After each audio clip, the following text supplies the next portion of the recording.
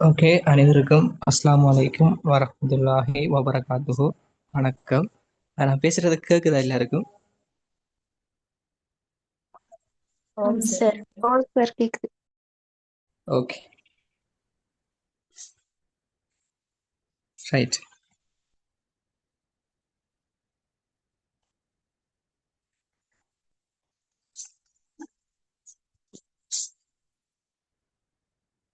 Okay, right.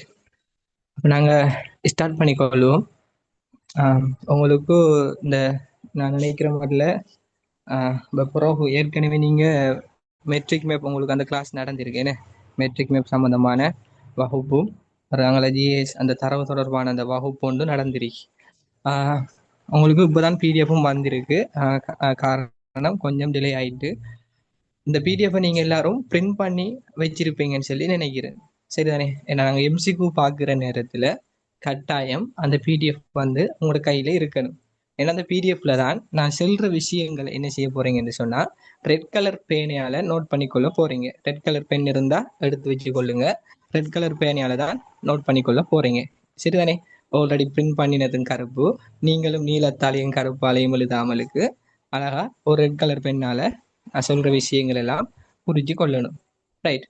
இந்த எம்சிக்கு என்ன அடிப்படையில தயாரிக்கப்பட்டிருக்குன்னு சொன்னா இறுதி பரீட்சையில கேட்கப்படுற அந்த தலைப்புக்களை வினாக்களை ஆராய்ஞ்சு இந்த முறை அதிகமாக எதிர்பார்க்கப்படுகின்ற மிக முக்கியமான அந்த எம்சிக்கு தலைப்புகளை கொண்டுதான் இந்த எம்சிக்கு எல்லாம் தயாரிக்கப்பட்டிருக்கு. சரிதானே? அப்ப நீங்க நிறைய விஷயங்கள் படிச்சிருப்பீங்க.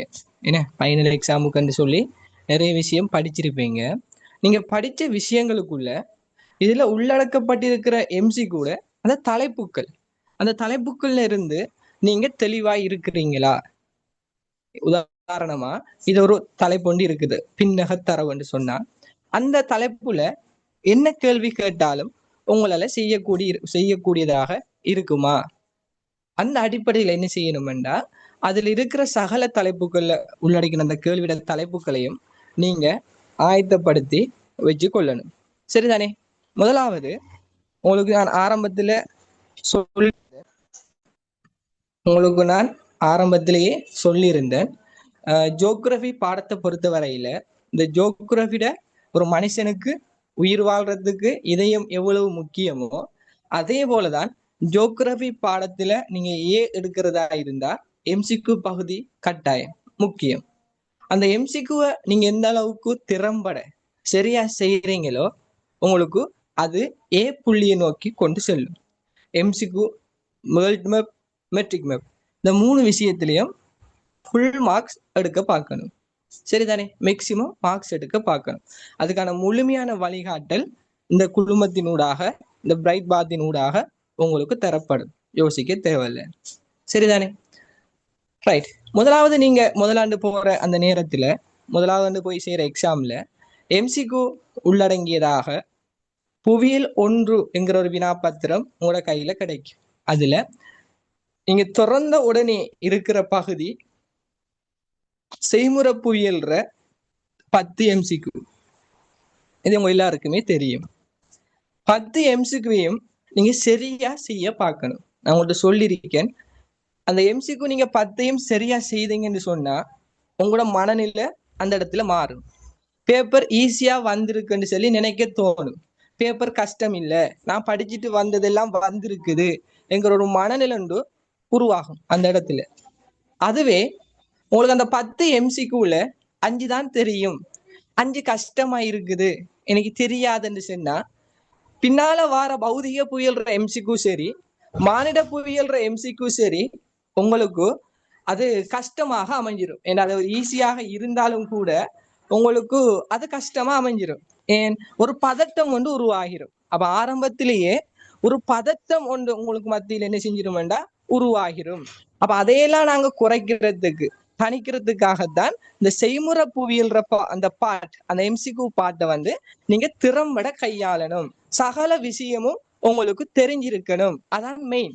இதுல நோக்கம் உங்களுக்கு உங்களை செய்முறை புவியியல் எம்சிக்யூல இறுதி பரீட்சையில என்ன செய்யணும், 10க்கு 10 புள்ளிய எடுக்க வைக்கணும் என்கிறதுதான் எங்கட இது இந்த எம்சிக்யூட நோக்கம். சரிதானே?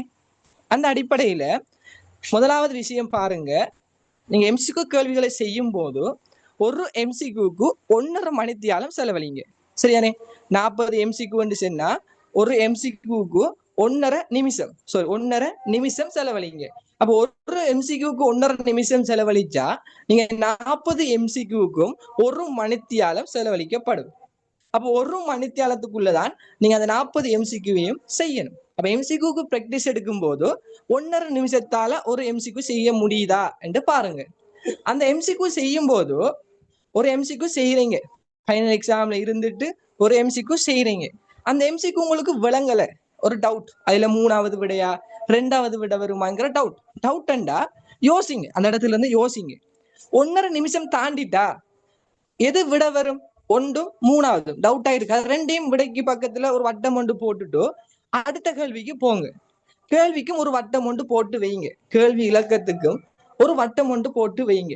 அப்ப எல்லாமே நீங்க செய்து முடிச்சதுக்கு பிறகு 1 மணித்தியாலத்துக்குள்ள டைம் மிஞ்சும். உங்களுக்கு எப்படி மிஞ்சும், சில எம்சிக்யூ கேள்விகளை ஒரு 2-3 செகண்டுக்குள்ள செஞ்சிருப்பீங்க. விளங்குதா? ஒரு எம்சிக்யூ கேள்வியை உடனே பார்த்த உடனே விடையை கண்டுபிடிச்சிருப்பீங்க. அப்படியான எம்சிக்யூ கேள்வியும் இருக்கும். ஒரு 3 செகண்ட்ல விட கண்டுபிடிக்கிற கேள்வியும் இருக்கும். ஒரு 10 செகண்ட்ல கண்டுபிடிக்கிற கேள்வியும் இருக்கும்.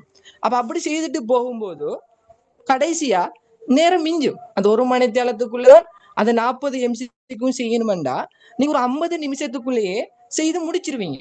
அப்புறம் 10 நிமிஷம் உங்களுக்கு மிஞ்சும். அதுல என்ன செய்யறேன்டா, திரும்ப ரிப்பீட் வாரு, என்னென்ன கேள்வி செய்யல. விளங்குதா? என்னென்ன கேள்வி நீங்க செய்யல என்று அந்த 10 நிமிஷத்துக்குள்ள அந்த எம்சிக்யூ கேள்விகளை பார்த்து திரும்ப மார்க் பண்ணி கொள்றது. எப்படி ஒரு ஒழுங்குமுறையில செய்யுங்க. விளங்குதா? எடுத்த உடனே போய் எம்சிக்யூ எடுத்துட்டு ஒரு 2 மணித்தியாலம் 1.5 மணித்தியாலம் சொல்லி அந்த எம்சிக்யூக்குள்ளேயே குந்திட்டு இருக்க கூடாது. அது என்ன செய்யும்டா, உங்களுக்கு பின்னால இருக்கிற பகுதிகளை செய்ய விடாமல் ஆக்கும். அப்ப பின்னுக்கு இருக்கிற பகுதி முக்கியம். உங்களுக்கு மார்க்ஸ் எல்லாம் ஏர்ன் பண்ணி தரக்கூடிய பகுதி அதுதான் MCQ, metric map, world map, இந்த பகுதி எல்லாம் மிக முக்கியம். அப்ப எல்லாத்தையும் ஒரு குறிப்பிட்ட டைமுக்குள்ள செய்யணும், செய்ய பழகணும். சரிதானே? செய்ய பழகலன்னு சொன்னா இதுக்கு புறவாச்சும் செய்ய பழகுங்க. இது முதலாவது. நாங்க பாடத்துக்குள்ள போவோம். தரப்பட்ட நேரம் 1.5 மணித்தியாலம். அங்க மேக்சிமம் 2 அளவுக்கு இந்த பேப்பர்களை செய்யறதுக்கு பார்ப்போம். ரைட். முதலாவது, ஒரு பேஜ்ல உங்களுக்கு சில விஷயங்கள் தரப்பட்டிருக்கு, அழகு. சரிதானே? இதை முதல் தெளிவாக விளங்கிக் கொள்ளுங்க. அதாவது இந்த செய்முறை புவியல்ல மொத்தம் 5 அலகு இருக்குது. சரிதானே? மொத்தம் 5 அலகு. தரம் 12ல ஓகே, அதான் சொல்லுது. வெயிட் பண்ணுங்களா ஒரு 1 மினிட்.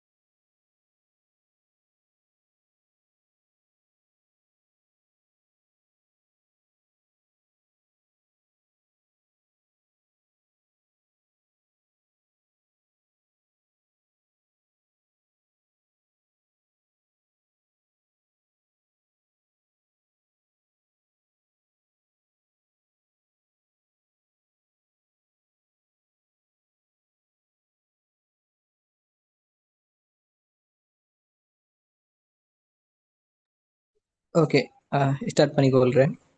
ரைட், இங்க பாருங்க.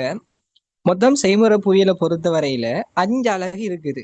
தரம் 12ல 4 அலகும், தரம் 13ல 1 அலகும். என்ன அந்த தரவு தகவல் என்று சொல்லி நீங்க படிப்பீங்க, புள்ளி விவர பட வரைகலைங்கிற அந்த அலகு, அது ஒண்ணு இருக்குது. தரம் 12ல 4 அலகு இருக்குது. இப்ப இந்த 5 அலகுக்குள்ள இருந்தும் உங்களுக்கு எம்சிக்யூ கேள்வி வருமா என்று பார்த்தா இல்ல. அந்த 5 அலகுல இருந்தும் எம்சிக்யூ கேள்வி வாரல்ல. முதலாவது இந்த செய்முறை புவியல்ற அந்த எம்சிக்யூ கேள்வியில முதலாவது விஷயம், முதல் யூனிட் சரியா, செய்முறை புவியியலின் முக்கியத்துவம். அதுல இருந்து இதுவரைக்கும் கேள்வி வர இல்லை. சரியா, அதுல இருந்து வர இல்லை. இடவிலக்க படம் ஒன்றில் அடங்கியுள்ள தகவல்களின் பகுப்பாய்வு, அதுல இருந்து கேள்வி வந்தில்லை. ஏனென்றா அது 20 மார்க்ஸுக்கான தனிய கேள்வி வரக்கூடிய பகுதி. அப்ப அதுல இருந்தும் வந்தில்லை. சரிதானே? இப்ப பாருங்க, 5 யூனிட் செய்முறை புவியியல்ல அந்த 5 யூனிட்ல இருந்து 2 யூனிட்டை கழிச்சிட்டோம். அப்ப இருக்கிறது 3 யூனிட். 3 யூனிட்ல இருந்து 10 கேள்வி செய்யறது கஷ்டமா? 3 யூனிட்ல இருந்து 10 கேள்வி செய்ய கஷ்டமா? இந்த 3 யூனிட்டையும் நாங்க டிவைட் பண்ணிருக்கோம். முதலாவது பாருங்க, முதலாவது இந்த 5வது யூனிட் இருக்குதானே, சென்னன் புள்ளி விவர பட வரைகலைங்கிற யூனிட், அதுக்குள்ள 5 தேர்ச்சி மட்டம் இருக்குது. சரிதானே? 5 தேர்ச்சி மட்டம். அந்த 5 தேர்ச்சி மட்டத்தையும் தனித்தனியாக போட்டிருக்கேன். மேலுக்கு 76 பாட வேலை மேலுக்கு போட்டிருக்கு. சரிதானே? தரவு மூலாதாரம் 5.1, தரவு சேகரிப்பு முறை 5.2, அப்படி 5 தேர்ச்சி மட்டங்களும் அதுல வந்திருக்கு, போட்டிருக்கு. அதுக்கு அடுத்தது பாருங்க, படமும் நவீன படவரை கலையியலும் GIS GBS RS, அது ரெண்டும் சேர்ந்து ஒரு யூனிட். அது ரெண்டும் சேர்ந்து ஒரு யூனிட். விளங்குதா? 2.1 2.2 ரெண்டும் சேர்ந்து ஒரு யூனிட். அடுத்தது இடவிலக்க படம் ஒன்றின் அடிப்படை தகவல்களை உள்ளடக்கின தேர்ச்சி 3வது யூனிட். அப்ப பாருங்க, மொத்தம் 3 யூனிட்ல இருந்து தான் கேள்வி வரக்கூடும். வருது, வந்து கொண்டிருக்குது இது வரைக்கும். இங்க அவதானிச்சு கொள்ளுங்க, நீங்களும் கெஸ் பண்ணலாம். அந்த 10 MCQவும் எதுக்குள்ள இருந்து எப்படி வரும் என்கிறத கெஸ் பண்ணலாம். முதலாவது பாருங்க, தரவு மூலாதாரம். முதல் இதை பாருங்க. சரிதானே? 3 யூனிட்டையும் சொல்ல போறேன். தரவு மூலாதாரம், அதுல பாருங்க தொடர்ச்சியான கேள்வி. தொடர்ச்சியான கேள்வி. அப்ப உங்களுக்கும் என்ன செய்ய போகுது, அந்த தரவு மூலாதாரத்துக்குள்ள இருந்து ஒரு கேள்வி வரப்போகுது. அதுக்குள்ள என்ன இருக்கு? அளவுசார் தரவு, பண்புசார் தரவு, பின்னக தரவு, இப்படியான தரவுகள் தான் இல்ல நீங்க படிச்சிருப்பீங்க. என்ன உதாரணங்களோட படிச்சிருப்பீங்க. அப்ப அந்த விஷயம் உங்களுக்கு இந்த பரீட்சையிலையும் வரக்கூடும். ஏன்? தொடர்ச்சியாக வந்து கொண்டு இருக்குது ஒரு கேள்வி. அப்ப நீங்க செலக்ட் பண்ணி கொள்வீங்க, அந்த பகுதியை நான் நல்லா படிக்கணும். ஏன்? அதுல இருந்து ஒரு கேள்வி வருது. அடுத்தது பாருங்க, தரவு சேகரிப்பு முறைகள். உங்களுக்கு தெரியும், முதல் நிலை தரவு சேகரிப்பு முறை, 2ஆம் நிலை தரவு சேகரிப்பு முறை, இந்த 2 பகுதியும் இருக்குது. அப்ப அதுல இருந்து பாருங்க கேள்வி. உங்களுக்கு நான் ஆரம்பத்துல சொல்லியிருப்பேன், இல்லாட்டி வேற படிக்கிறவங்களுக்கு தெரிஞ்சிருக்கும். அது MCQ பகுதியாக இருக்கட்டும், SC பகுதியாக இருக்கட்டும், உலகப்பட பகுதியாக இருக்கட்டும், ஒரு விஷயம், ஒரு கேள்வி, ஒரு வினா 3 வருஷம் தொடர்ச்சியாக வரலன்னு சொன்னா அது 4வது வருடம் கண்டிப்பாக வரக்கூடும். அது MCQ இருந்தாலும் சரிதான், SC இருந்தாலும் சரிதான், வேர்ல்ட் மேப்பாக இருந்தாலும் சரிதான். சரியா? அப்ப அந்த பகுதி வரக்கூடும். அப்ப இந்த அடிப்படையில 3 வருஷமாக தரவு சேகரிப்பு முறைகள்ல இருந்து வரல, அதனால போன முறையும் வந்திருந்துச்சு. அப்ப இந்த முறை நாங்க அதை ஒன்று எதிர்பார்க்கிறோம், ஒரு விஷயம் எதிர்பார்க்கிறோம். சரிதானே? அப்ப அந்த எதிர்பார்க்கிறோம்ங்கிற விஷயம் எல்லாம் எங்க என்று பார்த்தா நாங்க இந்த பேப்பர்ல எட் பண்ணிருக்கோம். அந்த எதிர்பார்க்கப்படுற தலைப்புகளை தான் இந்த பேப்பர்ல கேள்விகளாக மாத்திருக்கோம். அப்ப நீங்க எந்த அளவுக்கு இந்த பேப்பர்ல இருக்கிற தலைப்புகளை, கேள்விகளை நீங்க ஆயத்தப்படுத்தி கொள்ளணும்ங்கிறது உங்களுக்கு விளங்கும். அடுத்தது பாருங்க, புள்ளி விவரவியல். இந்த புள்ளி விவரவியல் 2 கேள்வி வரும். சரிதானே? வரைவு முறைகள், அதுலயும் தொடர்ச்சியான கேள்வி வருகிறது, அதுல இருந்தும் ஒரு கேள்வி வரப்போகுது. அங்கல பாருங்க, சமகணிய படம், இடக்கணிய படம். சின்னது விளங்கிச்சா? 3 வருஷம் தொடர்ச்சியாக வரலன்னு சொன்னா 4வது வருடம் வரத்தான் போகுது. அப்ப இந்த இடக்கணிய படம், சமகணிய படம் தொடர்பான விஷயங்கள்ல தெளிவாக இருக்கணும். அதுல இருந்து ஏதோ ஒரு கேள்வி ஒன்று வரத்தான் போகுது. சரியா? அதுல தெளிவாக இருக்கணும். அடுத்தது படம். படத்திலிருந்து இதுவரைக்கும் என்ன கருப்பொருள் படம், இடவிலக்க படம், அதுவும் 3 வருஷம் வரல. இந்த முறை ஒன்று எதிர்பார்க்கத்தான் படுகிறது. அதே போல நவீன பட வரைகலையில் 3 கேள்வி. அப்ப யோசிச்சு பாருங்க, ஒரு நவீன பட வரைகலையில இருந்து 3 கேள்வி, மெப்புல இருந்து 1 கேள்வி 4, சமகணிய படம் இடகணிய படத்துல இருந்து 1 கேள்வி 5, வரைவு முறைகள் இருந்து 1 கேள்வி 6, புள்ளி விவரவியல் இருந்து ஒரு 2 கேள்வி 8, தரவு சேகரிப்பு முறைகளிலிருந்து 1 கேள்வி 9, தரவு மூலாதாரத்திலிருந்து 1 கேள்வி 10. நாங்கள் எடுத்துட்டோம். அந்த 10 கேள்வியும் என்ன தலைப்புக்குள்ள இருந்து எத்தனை கேள்வி கேட்பாங்கன்னு நாங்களே கண்டுபிடிச்சிட்டோம். நம்மளுக்கு என்ன வேலை, என்ன தலைப்புன்னு பார்த்து அதை படிக்கிறது தான். அப்ப இது கஷ்டமா? இப்படி ஜியோகிராபி பாடத்தை பிரிச்சு என்ன உள்ளுக்கு மொத்தமா ஒரு சுளை மாதிரி பல மாதிரி தான் இருக்கும். நாங்க தான் அதை உள்ளுக்கு உரிச்சு சுளை எடுத்து தனித்தனியாக எடுத்து பிரிச்சு படிக்கணும். படிச்சீங்கன்னா தான் தெளிவான முறையில படிக்கலாம். கஷ்டப்பட்டு படிக்காதீங்க. யாரும் ஜியோகிராபி பாடத்தை கஷ்டப்பட்டு படிக்காதீங்க, இஷ்டப்பட்டு ஸ்மார்ட்டாக படிங்க. அதைத்தான் நான் சொல்லிக் கொள்வேன். சரிதானே? ஓகே, இப்ப நாங்க என்ன செய்வோம்டா, கேள்விக்குள்ள போய்கொள்வோம். ரைட். அப்ப இதுல தரப்பட்டிருக்கிற தலைப்பு அனைத்துமே எதிர்பார்க்கப்படுற தலைப்புகளை பொறுத்தது. ஏன்னா நம்மளோட ஸ்டார்ட் பண்ணதே 35க்கு தான். அங்கால கொஞ்சம் உங்களுக்கு அந்த விஷயத்த சொல்லணும்ங்கிறதுக்காகத்தான் அந்த டைம் எடுத்தது. சரிதானே? நம்ம எம்சிக்கு படிக்கிறது முக்கியம், கட்டாயம் அந்த கேள்விகளை செய்வோம். எல்லாத்தையும் அதை செய்யறதை தாண்டியும் அதை எப்படி செய்யணும், எப்படி கையாளணும், எப்படி படிக்கணும், என்ன இது தெரிஞ்சாதான் இந்த எம்சிக்கு உங்களுக்கு பயனுள்ளதாக இருக்கு. சும்மா எடுத்த உடனே நாங்க எம்சிக்கு என்ன செய்ய இயலாது, விளங்கப்படுத்த இயலாது. அது கட்டாயம் அந்த விஷயம் எல்லாம் உங்களுக்கு தெரிஞ்சிருக்கணும். சரிதானே? பிறகு வந்தவங்களுக்கு ரெக்கார்டிங் இருக்கும், அதை கேட்டு என்ன சொன்னனோ அதை தெரிஞ்சு கொள்ளுங்க. ஓகே, இப்ப நாங்க கேள்விக்குள்ள வரப்போறோம். சரிதானே? ஒவ்வொரு வினாவுக்குமான சரியான விடையினை தெரிவு செய்து அதற்குரிய இலக்கத்தினை எதிரே உள்ள புள்ளிக்கோட்டில் எழுதுக. இங்க எதிர ஒரு புள்ளிக்கோடும் இல்லை, நீங்க கேள்வி வாசிச்சு விடைக்குள்ள கோடு போட்டீங்கன்னா சரி. சரிதானே? ரைட். முதலாவது கேள்வி, எல்லாரும் என்ன செய்யணும்டா, பேசணும். சரிதானே? எல்லாரும் பேசணும். அந்த ஜும்மாவுல வெள்ளிக்கிழமை டைம்ல மௌலவி குதுபாவோட பயான் செல்ல எல்லாரும் கேட்டுட்டு இருக்கிற மாதிரி அப்படியே அமைதியா இருக்காம என்ன செய்யணும், பேசணும். சரிதானே? இது மார்க்க சொற்பொழிவு இல்லை, நான் மட்டும் பேசுறதுக்கு, நீங்களும் பேசணும். ரைட். முதலாவது கேள்வி, எண் இலக்கங்களில் உள்ள தரவு மற்றும் தகவல்களை காட்டுவதற்கும் எளிதாக விளங்கிக் கொள்வதற்கும் பொருத்தமான தகவல் காட்டுவதற்கும் பொருத்தமான பட வரைகலைகள் நுட்ப முறையானது.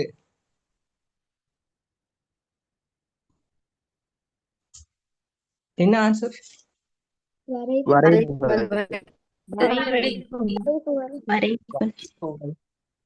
Very good. கேள்விய வெரி குட். ரெண்டாவது கேள்விய எப்பயும் தான் கேள்வியை நாங்க என்ன செய்யணும்டா, இந்த நம்ம இந்த எக்ஸ்பிரஸ் ட்ரெயின் மாதிரி போகக்கூடாது. என்ன எக்ஸ்பிரஸ் ட்ரெயின் மாதிரி போகக்கூடாது. இந்த வயசான கிழவ மாதிரி எப்படி நடப்பாங்க மெதுவா, அது போல மெதுவா தான் வாசிக்கணும். விளங்குதா? சில புள்ளிகள் இருக்கு, முதல் லைனை மட்டும்தான் வாசிக்கிற மர விட மார்க் பண்ணு பட்டுரும். அது ஒரு 15 நிமிஷத்தால 40 எம்சிக்கும் செய்யப்பட்டுரும். அப்படி அந்த முதல் வரிய வாசிச்சுட்டு உடனே விடதான் அங்கல சரியா வேணும், நான் எக்ஸாம் சரியா செஞ்சுட்டு வந்துட்டேன், அது மார்க்ஸ் அப்படியோ எனக்கு ஏதான். அங்க பார்த்தா சியும் டபிள்யூவும் எஸ் தான். என்ன காரணம்டா, முதல் இருந்து அந்த அடி இருந்து இந்த நுனி வரைக்கும் வாசிக்கணும்னு சொல்லுவாங்க. அப்படி அந்த ஸ்டார்ட்ல இருந்து கடைசி வரைக்கும் வாசிக்கணும், கடைசி லைன் வரைக்கும் வாசிக்கணும். ஏனென்றா சில கேள்விகள் எப்படி கேட்பாங்கடா, கடைசியில தொங்கல்ல அமையாதது, அல்லாதது, எடுத்துக்காட்ட முடியாதது, என்ன இப்படி எதிர்மறையாக கேட்பாங்க சில கேள்விகள்ல. சில நேரங்கள்ல அந்த கேள்வியோட கடைசியில முறையேங்கிற சொல்ல பயன்படுத்துவாங்க. முறையே என்று சொன்னா அந்த விட ஓர்டர்ல இருக்கணும். அவங்க கேள்வி கேட்டு அந்த விட ஓர்டர்ல விடையும் இருக்கணும், முறையே என்று பயன்படுத்தினா. அப்ப சும்மா அங்க இருக்குதான் என்று போட்டு கீழுக்கு வாசிச்சுட்டு விடைக்கு மார்க் பண்றது இல்ல. உங்களோட சரியான விட நீங்க கேள்வியை வாசிக்கிறதுலதான் தங்கி இருக்குது. உங்களுக்கு எவ்வளவுதான் தெரிஞ்சிருந்தாலும் அந்த கேள்விக்கு விட எவ்வளவுதான் தெரிஞ்சிருந்தாலும் நீங்க அந்த கேள்வியை நிதானமா வாசிச்சு அந்த விளங்கி கொள்றதுலதான் நீங்க படிச்சுட்டு போன விடையே சரியாக அதுல குறிச்சு கொள்ளலாம். அவசரப்பட்டீங்களோ அவசரப்பட்டீங்களோ அடுத்த வருஷமும் நிதானமா இருந்து படிக்கத்தான் வேணும். விளங்குதா? அவசரப்படக்கூடாது, பொறுமையாக இருக்கணும். பொறுமையா இருந்து தாராளமா நிதானமா அந்த கேள்வியை வாசிச்சு விளங்கி கொண்டு என்ன செய்யணும், நாங்க விடைய மார்க் பண்ணணும். Okay, very good. ரெண்டாவது ஆன்சர், அதாவது உங்களுக்கு தெரியும் படவரைகலைகள் என்ன உங்களுக்கு தெரியும், செய்முறை புவியியல்ல அந்த விஞ்ஞானத்துல பயன்படுத்தப்படுற பல்வேறு நுட்ப முறைகள் இருக்குது. அதுல இருக்கிற எல்லாமே பல்வேறு நுட்ப முறைகள் தான். அந்த நுட்ப முறைகளுக்குள்ள எண்ணிலக்கங்களில் உள்ள தரவுகள் என்ன, டிஜிட்டல் டேட்டா அந்த எண்ணிலக்கங்களில் உள்ள தரவுகளையும் தகவல்களை நாங்க இலகுவாக விளங்கி கொள்றதுக்கு பொருத்தமான ஒரு படவரைகலைகள் வரைவுகள் என்ன. நீங்க வரைவுகள்ல நீங்க நிறைய விஷயம் படிச்சிருப்பீங்க, வரைபடம் எல்லாம் படிச்சிருப்பீங்க, கோட்டு வரைவு என்ன, பார் வரைவுகள், வட்ட வரைவுகள், இப்படின்னு சொல்லி நிறைய வரைவுகள் படிச்சிருப்பீங்க. என்ன, நாங்க எண் இலக்கங்கள்ல இருக்கிற அந்த தகவல்களை இலகுவாக எடுத்துக்காட்ட முடியும். அதை மட்டும்தான் படிக்கிறது நோக்கம் இல்லை. அதுல பாருங்க, முதலாவது விஷயம் படங்கள் என்று இருக்குது என்ன. படங்கள் என்று சொன்னா இடவிளக்க படம், கருப்பொரு படம் நீங்க படிச்சிருப்பீங்க. நாங்க பிரதானமாக அதுக்குள்ள படிச்சிருப்போம் இடவிளக்க படம். அப்ப அந்த இடவிளக்க படத்துல அதுல பயன்பாடு, இப்ப உதாரணத்துக்கு இந்த கேள்வியில தரப்பட்டிருக்கப்படி எண் இலக்கங்களில் உள்ள தரவு மற்றும் தகவல்களை காட்ட எளிதாக விளங்கி கொள்ள அப்படின்னு தந்திருக்கு. அதுக்கு நீங்க சொன்னீங்க வரைவுகள், வெரி குட். சில வேளைகள்ல இடத்தின் பரம்பலை காட்ட, ஒரு இடத்தினுடைய பரம்பலை காட்ட அதிகமாக பயன்படுத்தக்கூடிய அந்த பட வரைகலைகள் நுட்ப முறை என்னன்னு கேட்டா, ஒரு செய்முறை புவியல்ல ஒரு நுட்ப முறை என்னன்னு சொல்லி கேட்டா படங்களா? வெரி குட் படங்கள், வெரி குட் படங்கள். அப்ப பக்கத்துல எழுதி கொள்ளுங்க இடத்தின் பரம்பலை காட்ட அதிகம் பயன்படும் அப்படி எழுதி கொள்ளுங்க. அவர் எம்சிக்யூல எடுக்கும் போது இந்த விஷயங்கள் அந்த பகுதிக்குள்ள வந்து படிச்சு கொள்வோம். ஒரு கேள்விதான் பாக்குறது என்ன, நாங்க ஒரு கேள்விதான் போட்டிருப்போம். ஆனா அந்த ஒரு கேள்விக்குள்ள 5 கேள்வி இருக்கும், 5 விஷயம் இருக்கும். அப்ப அப்படித்தான் எம்சிக்யூவை படிக்கணும். சும்மா ஒரு எம்சிக்யூ மட்டும் படிச்சா நாங்க தார அது எம்சிக்யூ தான் வருமெண்ட் இல்லை. ஆனா பெரும்பாலும் அந்த தலைப்புக்களை பேஸ் பண்ணி தான் எடுத்திருக்கேன். இருந்தும் நம்ம என்ன செய்யணும், கொஞ்சம் ஆயத்தப்படுத்திட்டு போகணும். நான் பேசுறது சவுண்டா பேசுறேன், வேகமா பேசல, சொன்னா சொல்லணும், சரிதானே? அந்த மெதுவா கதைச்சு அந்த சோந்த மாதிரி காய்ச்சா உங்களுக்கும் இன்ட்ரெஸ்ட் இருக்காது. அதனாலதான் கொஞ்சம் சத்தமா பேசுறேன், உங்களுக்கும் கொஞ்சம் உஷாரா இருப்பீங்க. என்ன அப்படி இல்லைன்னு சொன்னா ஒரு பக்கத்துல எங்கேயும் சோடா இல்லாட்டி சாப்பிடுறது இருந்தா சாப்பிடுங்க, நித்திரம்ன்றாம சாப்பிடுறீங்க, கொஞ்சம் உஷாரா இருங்க, சரிதானே? இந்த 3 நாள் சாப்பிடாத ஆக்கள் மாதிரி இருக்காமலுக்கு உஷாராயிருங்க. ரைட். அடுத்தது இந்த வரைவுகளுக்குள்ளேயும், சரிதானே? ஓகேமா. இந்த வரைவுகளுக்குள்ளேயும் என்ன செய்யுங்கடா, பக்கத்துல எழுதுங்க கால இடர் ரீதியான தரவுகளை காட்டும். என்ன, இந்த வரைவுகள் கால ரீதியாகவும் இடர் ரீதியானதுமான தரவுகளை காட்டும். அப்ப இந்த பிரேக்கெட்டுக்கு எழுதி கொள்ளுங்க கால இடர் ரீதியான தரவுகளை காட்டும் அப்படின்னு எழுதி கொள்ளுங்க. ஒரு விஷயம் இல்ல படத்துக்கு ஒரு பாயிண்ட் தான், படத்துக்கு ஒரு பாயிண்ட். இடத்தின் பரம்பலை காட்ட அதிகம் பயன்படும். விளங்கிட்டா?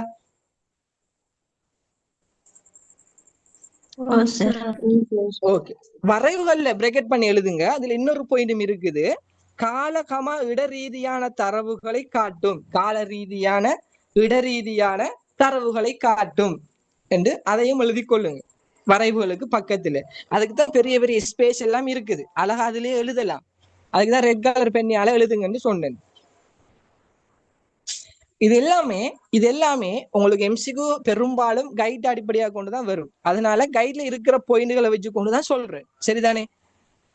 அடுத்தது இந்த ஒளிப்படம் என்ன, இந்த விமான ஒளிப்படங்கள் சொல்லுவோம். கொள்ளுங்க. யுத்த நடவடிக்கை படங்களின் நிர்மாணிப்பு. யுத்த நடவடிக்கை படங்களின் நிர்மாணிப்பு. சோட்டா எழுதி கொள்ளுங்க. சரிதானே? அதுகளுக்காக இந்த விமான ஒளிப்படங்கள் அதிகளவாக பயன்படும். பிரேக்கெட்டுக்கு எழுதி கொள்றது. யுத்த நடவடிக்கை படங்களின் நிர்மாணிப்பு. ஒரு தடவை 2 தடவை செல்லுவேன். எழுதுங்க. எழுதலன்னு ரெக்கார்டிங் கிடைக்கும். ரெக்கார்டிங்க பார்த்து எழுதுங்க. சரிதானே? எழுதுற வரைக்கும் வெயிட் பண்ணினா ஒரு கேள்விதான் பார்க்கலாம். அதனால விளங்குறத எழுதுங்க. எழுத மிஸ் ஆயினத்தை ரெக்கார்டிங்க கேட்டு எழுதுங்க. பிரச்சனை இல்லை. சரிதானே? திரும்ப கேட்க வேணாம். ஏன்னா டைம் இல்லை. கொஞ்சமா செய்யணும் இதை வேகமா. ரைட். அடுத்தது படிமங்கள். படிமங்கள்னா செய்மதி படிமங்கள். அப்ப அந்த செய்மதி படிமங்கள் என்ன? செயற்கைக்கோள் மூலமாக ஒரு இடத்தை படம் பிடித்து அதில் இருக்கிற தகவலை வழங்கக்கூடியதாக இருக்கும். அப்ப இது ஒரு நவீன நுட்ப முறையாக காணப்படுகிறது. என்ன? இந்த செய்முறையில அந்த பயன்படுத்தப்படுற நுட்ப முறைகள்ல ஒரு நவீன நுட்ப முறை. அவர் நவீன நுட்ப முறை என்று போட்டுக்கொள்ளுங்க. இது ஒரு நவீன நுட்ப முறையாக இருக்குது. அடுத்தது கணினிகள். கணினி என்று சொல்றது சொல்ற பாயிண்ட் ரெக்கார்டிங்க பார்த்து எழுதுங்க. இப்ப எழுத தேவையில்ல. சரியா? இப்ப யாரும் எழுதாதீங்க. செல்றத கேளுங்க. இப்ப யாரும் எழுதாதீங்க. ரெக்கார்டிங்க பார்த்து எழுதுங்க. அது ஈஸி. ரைட். அப்ப அவதானிங்க. கணினிகளுக்குள்ள நீங்க எழுதி கொள்ளணும். தரவு மற்றும் தகவல்களை களஞ்சியப்படுத்துறது. என்ன?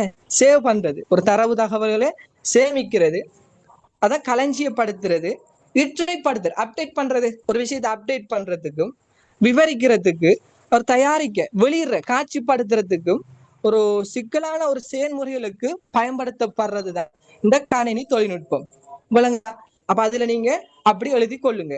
தரவு மற்றும் தகவல்களை களஞ்சியப்படுத்தல், இற்றைப்படுத்தல், விவரித்தல், தயாரித்தல், காட்சிப்படுத்தல் ஆகிய சிக்கலான செயல்முறைகளுக்கு பயன்படும். இப்படி ரெக்கார்டிங்க பார்த்து எழுதுங்களாம். இப்ப எழுதோனா ரைட். இப்படி எழுதி கொள்ளணும். அப்ப நான் ஒரு கேள்வி பார்க்கறது நோக்கம் இல்லை. அதுக்குள்ள இருக்கிற கேள்விகளை பார்க்கணும். சரிதானே? அங்க மேக்சிமம் ஒரு 40 கேள்வியாச்சும் பார்க்கணும்.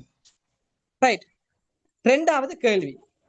செய்முற புவியியல் பெரிதும் உதவும் துறைகளில் பாருங்க. செய்முற புவியியல் பெரிதும் உதவும் துறைகள் என்று வாசி போட்டு வந்து விடைய மார்க் பண்ணினா புரியல. கேள்வி தொங்கலை பார்க்கணும். அடி தொங்கல முடிகிற இடத்தை பார்க்கணும். செய்முற புவியியல் பெரிதும் உதவும் துறைகளில் பொருத்தம் மற்றது. அப்ப பொருத்தம் இல்லாதது என்ன ஆன்சர்? 3வது வெரி குட். கனியவள பிரித்தறிதலுக்கு. அப்ப அதுல இன்னொரு கேள்வி ஒளிஞ்சிருக்குது. என்ன? செய்முற புவியியல் பெரிதும் உதவும் துறைகள் ஆவன என்று கேட்டா என்ன எழுதுவோம்? வானிலை எதிர்வு கூறல், எதிர்கால அபிவிருத்தி திட்டம், கற்றல் கற்பித்தல் செயற்பாடு, இடர் தொடர்பான முகாமைத்துவம். விளங்குதா? செய்முற புவியியல் பெரிதும் உதவும் துறைகள் என்று கேட்டா இந்த 4 விடையும் வரும். அப்ப அதுக்குள்ள ஒரு கேள்வி மட்டும் இல்ல, 2 கேள்வி ஒளிஞ்சிருக்கு. சரிதானே? 2 கேள்வி ஒளிஞ்சிருக்கு. அப்படியும் செய்ய தெரியணும். அது தேவைண்டா பக்கத்துல நோட் பண்ணி கொள்ளலாம். சரிதானே? உங்களோட டியூட் நீங்க எப்படி நோட் பண்ணி கொள்ளலாம். Okay, very good. 3வது கேள்வி. பின்வருவனவற்றுள் புவியியல் தகவல்களின் 2 வகைகள் ஆவன.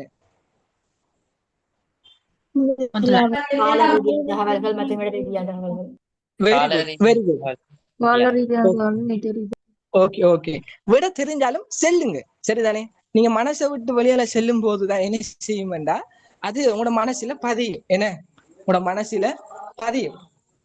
ஒரு சக்சஸ் ஆகும் எப்பன்னு சொன்னா நாங்க வாயை திறந்து பேசும் போதுதான். அது படிப்பா இருந்தாலும் சரிதான், காதலா இருந்தாலும் சரிதான், என்னதான் இருந்தாலும் வாயை திறந்து செல்லணும். என்ன? சென்னதான் அது சக்சஸ் ஆகும். நம்ம அப்படியே மனசுக்கு வச்சுட்டு பூட்டி வச்சிருக்க கூடாது. வாயை திறந்து பேசணும். விளங்குதா? அப்ப முதலாவது புவியியல் தகவல் 2 வகைகள் என்று கேட்டா கால ரீதியான தகவல், இட ரீதியான தகவல். நீங்க நிறைய இடத்துல ஜியோகிராபி பாடத்துல நிறைய இடத்துல இந்த தகவல்கள் வகைப்பாடுகளை படிச்சிருப்பீங்க. என்ன? ஒரு இடத்துல இந்த புவியியல் தகவல்கள் என்று சொல்லி கால ரீதியான தகவல், இட ரீதியான தகவல் என்று படிச்சிருப்பீங்க. இடவிளக்க படத்துல காணப்படுற தகவல்கள்ல பௌதீக தகவல், பண்பாட்டு தகவல் என்று படிச்சிருப்பீங்க. அதே நேரம் தரவு சேகரிப்பு முறைகள்ல இருக்கிற 2 வகையான பிரிவுல முதல்நிலை தரவு, 2ஆம் நிலை தரவு, இப்படி நிறைய தரவுட வகைகளை படிச்சிருப்பீங்க. விளங்குதா? நிறைய தரவுட வகைகளை படிச்சிருப்பீங்க. இப்ப இந்த இடத்துல கேட்கப்பட்டது புவியியல் தகவல்களினுடைய 2 வகைகள். அப்ப கால ரீதியான தகவல் மற்றும் இட ரீதியான தகவல். அதுல ரெண்டாவது விடையை பாருங்க, மூணாவதுல ரெண்டாவது விடையை பாருங்க. பௌதீக தகவல்கள் மற்றும் பண்பாட்டு தகவல். இது எதுக்குள்ள வரும்? இதுக்கு ஒரு கேள்வி உருவாக்குறதா இருந்தா விடவிலக்கப்படம். Very good, very good. ஃபுல்லா சொல்லுங்க பாப்போம். இடைவிலக்கப்படத்தில் முகப்பில் உள்ளடக்கப்படும் தகவல்கள். Very good, very good, very good. இடவிலக்கப்படத்தில் முகப்பில் உள்ளடக்கப்பட்டுள்ள இரு வகையான தரவுகள் என்று கேட்டா பௌதீக தகவல் மற்றும் பண்பாட்டு தகவல். அப்ப அதுக்குள்ளே ரெண்டு கேள்வி இருக்கு. அதுல டேஷ் போட்டு எழுதி கொள்ளலாம். இடவிலக்கப்படத்தினுடைய முகப்பில் காணப்படுகின்ற இரு தரவுகள் என்று அந்த ரெண்டாவது விடைக்கு நேர எழுதி கொள்ளுங்க. ரெக்கார்டிங்க பார்த்து எழுதுங்க. சரிதானே? அந்த ஸ்லோவா எழுதுறாக்கள் ரெக்கார்டிங்க பார்த்து எழுதுங்க. அப்ப அதுக்கு ரெண்டாவது ஆன்சர், சாரி, முதலாவது ஆன்சர், ரெண்டாவதுக்கு அந்த இதை எழுதி கொள்ளுங்க. சரிதானே? அதுக்கு முதலாவது ஆன்சர். சார் போலியா சொல்லி தந்துட்டாருன்னு சொல்லக்கூடாது. Right, okay. அடுத்தது நாலாவது கேள்வி. இடக்கணிய படம் சமகணிய படம் புள்ளிப்படங்கள் என்பன. என்ன answer? Very good, very good, very good, very good. நாலாவது கருப்பொருள் சார்ந்த படங்கள். உங்களுக்கு தெரியணும், கருப்பொருள் சார்ந்த படங்கள் உங்களுக்கு தெரிந்து கொள்ளணும். கருப்பொருள் சார்ந்த படங்கள் என்கும் போது கருப்பொருள் என்றா என்ன? அதாவது கருப்பொருள் என்கிறது குறித்த ஒரு கருப்பொருளை மட்டும் அடிப்படையாக கொண்டிருக்கும். அதாவது அந்த படத்தை எடுத்தீங்கன்னு சொன்னா ஒரு தகவல் மட்டும்தான் இருக்கும். உதாரணமாக இலங்கையினுடைய சுற்றுலா தகவல்கள் எல்லாத்தையும் உள்ளடக்கின ஒரு சுற்றுலா படம் ஒன்று உங்களோட கையில இருக்குது என்று சொன்னா அது வெள்ளக்காரன் என்ன செய்யறான்? ஒரு நாட்டுக்கு வரும்போது அந்த சுற்றுலா படத்தை பார்த்து எங்கெங்க சுற்றுலா தலங்கள் இருக்குது, நாங்க எங்கெங்க போகணும், இந்த இடத்துல என்ன வகையான சுற்றுலாக்கள் இருக்குதுன்ட்டு அந்த ஒரு படத்தை பார்த்து அவர் அவதானிச்சு கொள்ளலாம், அடையாளப்படுத்தி கொள்ளலாம். அப்ப அந்த படத்துல ஒரு தகவல் மட்டும்தான் இருக்குது, சுற்றுலா தகவல் மட்டும்தான் இருக்குது என்று சொன்னா அது ஒரு கருப்பொருள் படம். ஒரு தகவல் மட்டும்தான் இருக்குது. இங்க பாருங்க, இடக்கணிய படங்களாக இருக்கட்டும். ஏன்னா இடக்கணிய படத்துல என்ன விஷயத்தை நாங்க எடுத்து காட்டுவோம்? இடக்கணிய படம் ஸ்பெஷலா என்ன அம்சத்தை காட்டும்? இடரீதியான பரம்பலை. இடரீதியான பரம்பல்.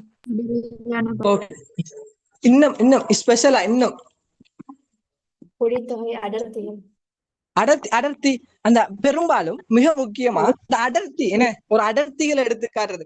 அப்ப அடர்த்தி எங்கும் போது அதுல ஒரு குடித்தொகையில ஒரு அடர்த்தியை செல்லலாம். என்ன அப்ப ஒரு படத்துல குடித்தொகை அடர்த்தின்னா குடித்தொகை அடர்த்திங்கிற ஒரு அம்சம் மட்டும்தான். அதுல கொண்டு மாற்றிட குடித்தொகையை போய் சேர்க்கலாமா? வேற என்னத்திலையும் குடித்தொகை அடர்த்தியை போய் சேர்க்கிறதா? இல்ல. ஒரு விஷயத்தை மட்டும்தான் சுட்டி காட்டப்படும். விளங்குதா? ஒரு விஷயம் மட்டும்தான் அங்க சுட்டி காட்டப்படும். அதே போல சமகணிய படத்திலையும் ஒரு அம்சம்தான். அது பெரும்பாலும் பரம்பலை காட்டும். படிச்சிருப்பீங்க, உதாரணமா ஒரு மலை வீழ்ச்சி பரம்பல் ஒரு அம்சத்தை தான் காட்டும் அந்த படத்துல.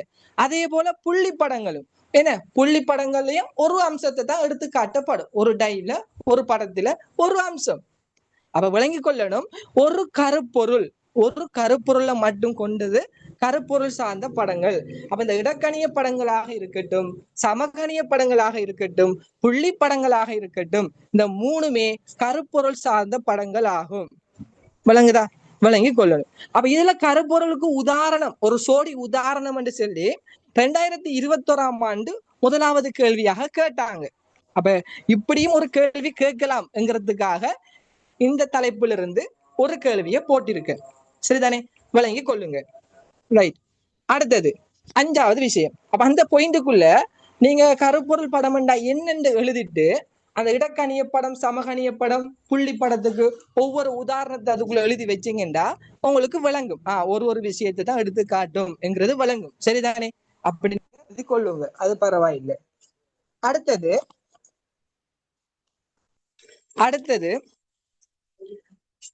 5வது கேள்வி. அளவு திட்டத்திற்கு ஏற்ப தனியதொரு படத்தில் உண்மையான நிலத்தோற்றத்தினுடைய பௌதீக மற்றும் பண்பாடு அம்சங்களை எடுத்து காட்டுவது. என்ன ஆன்சர்? Very good. இடவிலக்கப்படம். நீங்க படிச்சதை வச்சு சொல்லுங்க. அளவு திட்டத்திற்கு ஏற்ப என்ன அளவு திட்டம்? 150,000. நம்ம படிச்சதை வச்சுக்கொண்டு 150,000. Very good. ஏதோ ஒரு அளவு திட்டம் 150,000 அளவு திட்டத்திற்கு ஏற்ப தனி ஒரு படம். என்ன தனி ஒரு படம் தானே? ஒரு பிரதேச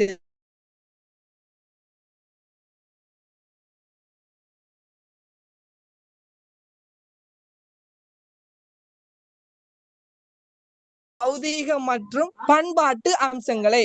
அப்ப வவுனியா ஒரு பிரதேசத்தை எடுத்தீங்கன்னா அந்த பிரதேசத்தினுடைய உண்மையான நிலத்தோற்றம் இருக்குந்தானே, உண்மையான நிலப்பரப்பினுடைய பௌதீக இயற்கையாக அமைய பெற்ற அம்சங்கள் பௌதீக அம்சங்கள், மனிதர்களால் உருவாக்கம் பெற்ற அம்சங்கள் எல்லாம் பண்பாட்டு அம்சங்கள். இது ரெண்டுமே ஒரு உண்மையான ஒரு நிலப்பகுதியில ஒரு பிரதேசத்துல காணப்படும். உங்களோட பிரதேசத்திலையும் ஒரு காடும் இருக்கும், இயற்கையாக அமைஞ்ச மரங்களும் இருக்கும், நீங்க கட்டின வீடுகளும் இருக்கும். அப்ப இயற்கையாக அமைஞ்ச காடுகள் பௌதீக அம்சங்களாகும். உங்களோட கட்டிடங்கள்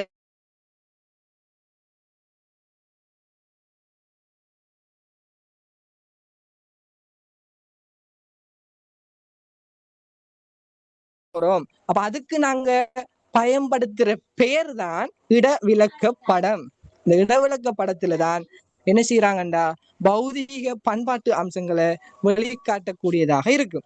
சரிதானே? அப்ப அதுக்கு 2வது ஆன்சர் நோட் பண்ணி கொள்ளுங்க. அடுத்தது 6வது கேள்வி. சரிதானே? 6வது கேள்வி.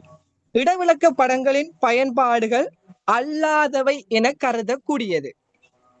கொஞ்சம் வேகமா தான் போய் கொள்ளணும், கேள்வியை முடிக்கணும். 5வது.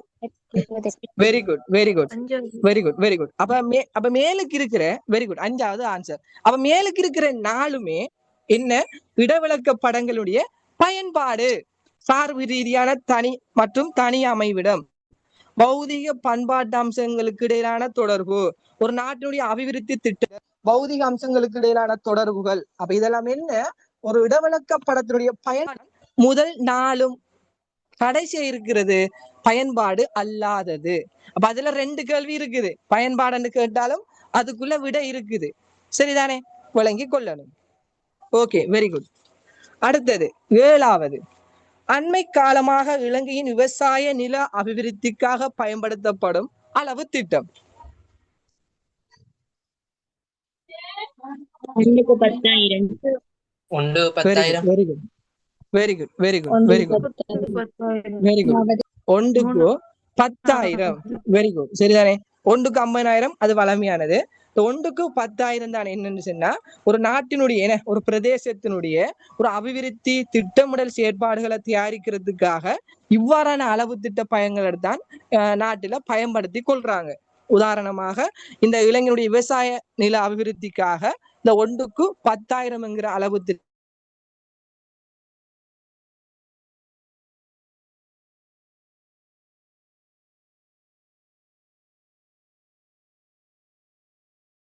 $10,000. 1க்கு 24,000 ஒரு அளவு திட்டம் ஒன்று இருக்குது. அது எந்த நாட்டில பயன்படுத்தப்படுகிறது? யாராவது? ஐக்கிய அமெரிக்கா. Very good. அதையும் நோட் பண்ணி கொள்ளுங்க. என்ன அதையும் அந்த இடத்துல சும்மா நோட் பண்ணி கொள்ளுங்க. 1க்கு 24,000 அளவு திட்டம் என்ன நாடு? ஐக்கிய அமெரிக்கா, USA. நோட் பண்ணி கொள்ளலாம். சரிதானே? பரவாயில்லை, நோட் பண்ணி கொள்ளலாம். ஓகே. அடுத்தது இவ்வளவு நாங்க படிச்ச இவ்வளவும் முதலாவது செய்முறை புவியியல்ற முக்கியத்துவம்ங்கிற அழகுக்குள்ள இருந்தும் முதலாவது யூனிட். அதுல இருந்து கேள்வி வாரல, நாங்க போட்டிருக்கோம். என்ன அதே நேரம் தேர்ச்சி 2.1 படம்ங்கிற தலைப்புக்குள்ள இருந்தும்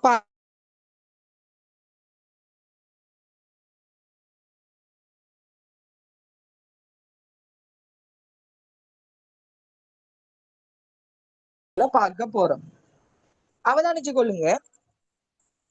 புவியியல் முறைமையில் ஒழுங்கு செயல்முறையை எடுத்துக்காட்டும் தெரியும்.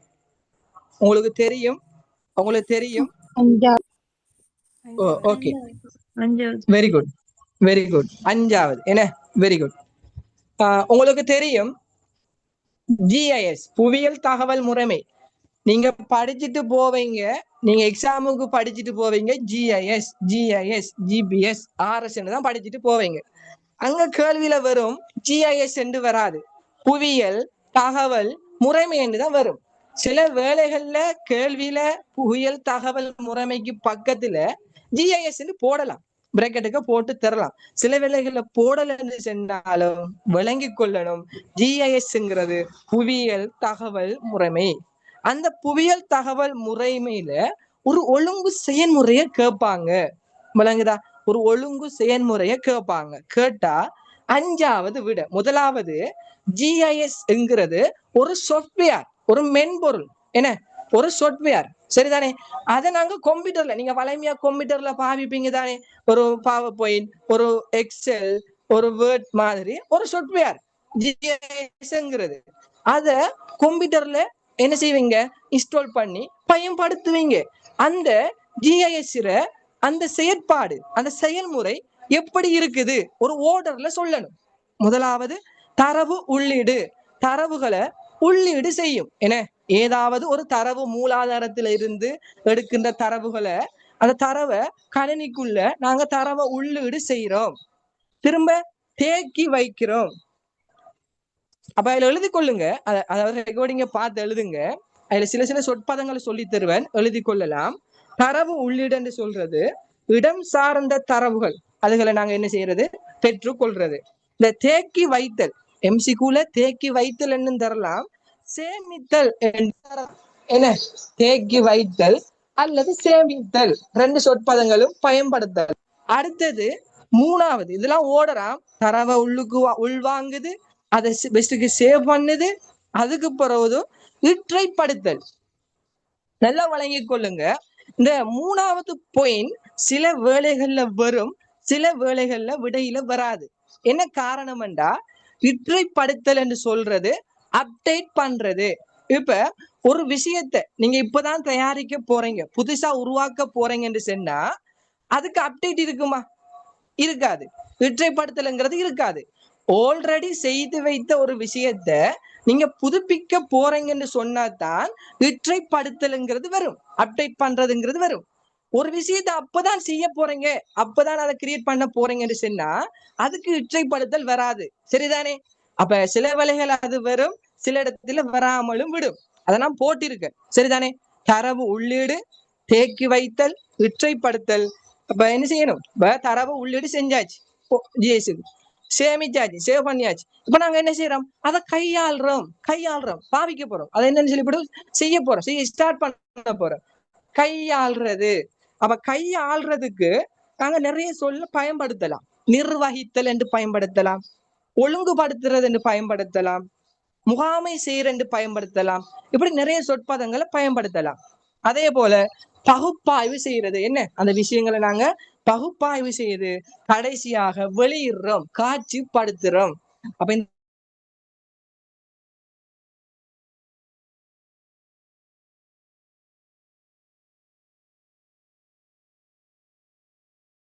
ரெண்டு மார்க்ஸுக்கு கேட்டாலும் இந்த ஒழுங்க வச்சு கொண்டு விரிச்சு எழுதினீங்கடா 2 மார்க்ஸ் விழும்.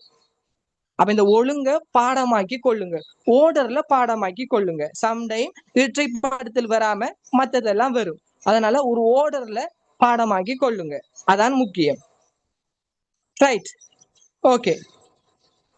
அந்த புவியியல் தகவல் முறைமையின் ஒழுங்கு செயல்முறையை அதுக்கு பக்கத்துல நோட் பண்ணி கொள்ளுங்க, முறையே என்று பயன்படுத்தி கொள்ளுங்க, சரியா? அதுக்கு பக்கத்துல இந்த இடத்துல இந்த இடத்துல முறையே என்கிற சொல்ல பயன்படுத்தி கொள்ளுங்க, சரியா?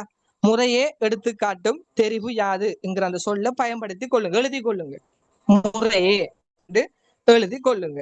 Right, okay, very good. அடுத்தது 9வது கேள்வி. புவியியல் தகவல் முறைமையின் தனி உரிமை மென்பொருள் ஆவன.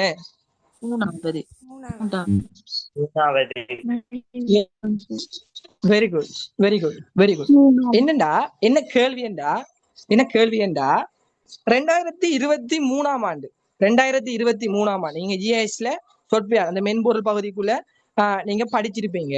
இந்த 2023 ஆண்டு 3வது கேள்வியாக கேட்டாங்க, பின்வருவனவற்றுள் திறந்த மூல ஓபன் சோர்ஸ் அந்த மென்பொருள் என்னன்னு சொல்லி கேட்டாங்க. அதுக்கு ஆன்சராக QGIS என்று கொடுத்திருந்தாங்க.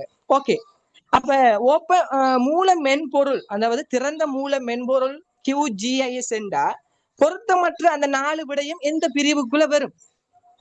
என்ன, அது தனி உரிமை மென்பொருளாக இருக்கும். விளங்கிக் கொள்ளுங்க. திறந்த மூல மென்பொருள் என்றா எல்லாரும் பயன்படுத்தலாம். தனி உரிமை எங்கும் போது சில வேளைகள் அது நாங்க என்ன செய்யலாம், காசு கட்டி அப்படி எடுக்கக்கூடியதாக இருக்கலாம். என்ன, அப்படியான மென்பொருள்களாக இருக்கலாம். அப்ப திறந்த மூலம் எங்கும் போது திறந்த மூல மென்பொருள் எங்கும் போது எல்லாரும் பயன்படுத்தி கொள்ளலாம். சரிதானே? ஓபன் சோர்ஸ் அதுக்கு உதாரணம் QGIS.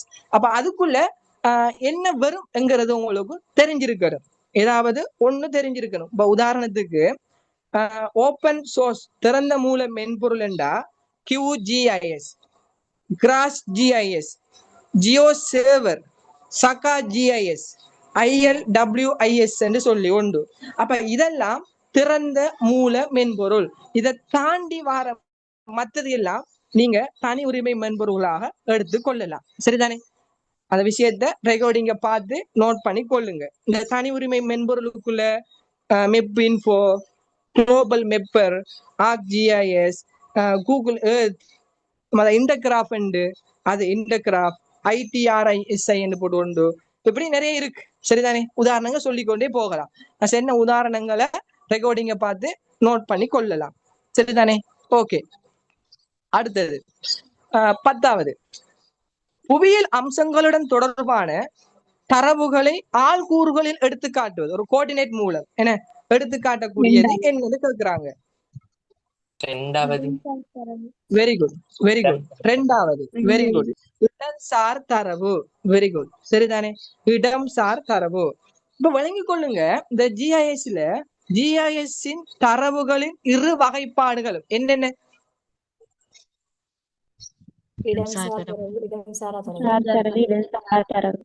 Very good, very good, very good. GIS தரவுல 2 வகைப்பாடு இருக்குது. ஒன்று இடம் சார்ந்த தரவு, இடம் சாராத தரவு. இந்த இடம் சார்ந்த தரவுங்கிறது 2021 ஆண்டு 23 ஆண்டு கேட்டுட்டாங்க. 2 வருஷம் கேட்டுட்டாங்க, ஒரு வருஷம் விட்டு. ஆனா 2 வருஷம் கேட்டுட்டாங்க. இடம் சாராத தரவுல இது வரைக்கும் MCQ வரல. அப்ப 2021 23 இடம் சார்ந்த தரவுல இருந்து உதாரணம் தான் கேட்டாங்க. சம்டைம் இந்த முறையும் இடம் சார்ந்த தரவுண்டா என்னன்னு கேட்டுட்டாங்கண்டா, மாட்டிக்கொள்ள கூடாது.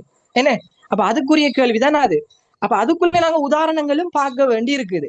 சரியா? இடம் சாராத தரவுல இருந்து இது வரைக்கும் கேள்வி இல்லை, அதுக்கு உதாரணம் பார்க்க வேண்டி இருக்குது. இடம் சார்ந்த தரவுல உதாரணங்கள் 2 வருஷம் கேட்டாங்க, அந்த கேள்வியும் பார்க்க வேண்டி இருக்குது. விளங்கி கொள்ளணும். அப்ப அந்த இடத்துல GIS தரவுட 2 வகைகள் என்று போட்டு அதை எழுதி கொள்ளணும். அடுத்தது 11வது கேள்வி, பின்வருவனவற்றுள் இடம்சார் தரவுக்குரிய உதாரணங்களாக அமைவன. 4வது very good, very good, very good. 4வது, அதாவது இடம் சார்ந்த தரவுண்டா ஒரு அமைவிடத்தை, ஒரு பரம்பலை, ஒரு இடத்தை சுட்டி காட்டக்கூடியது. பெரும்பாலும் உங்களோட பாஸ் பேப்பரை நீங்க எடுத்து பார்த்தீங்கன்னா விளங்கும், பெரும்பாலும் அந்த விடையிலேயே அவங்க அமைவிடம், பரம்பல் அப்படின்னு தந்திருப்பாங்க. அந்த சொற்பதங்களை வச்சுக்கொண்டு நீங்க அடையாளப்படுத்தி கொள்ளலாம். பெரும்பாலும் தந்திருப்பாங்க.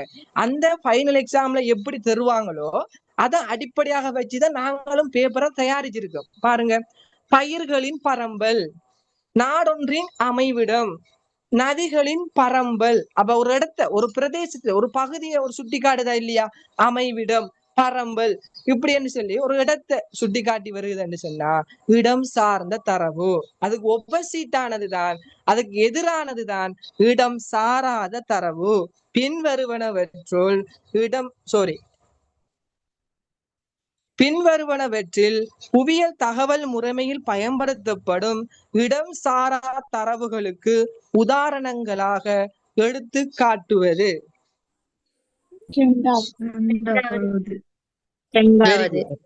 Very good, very good.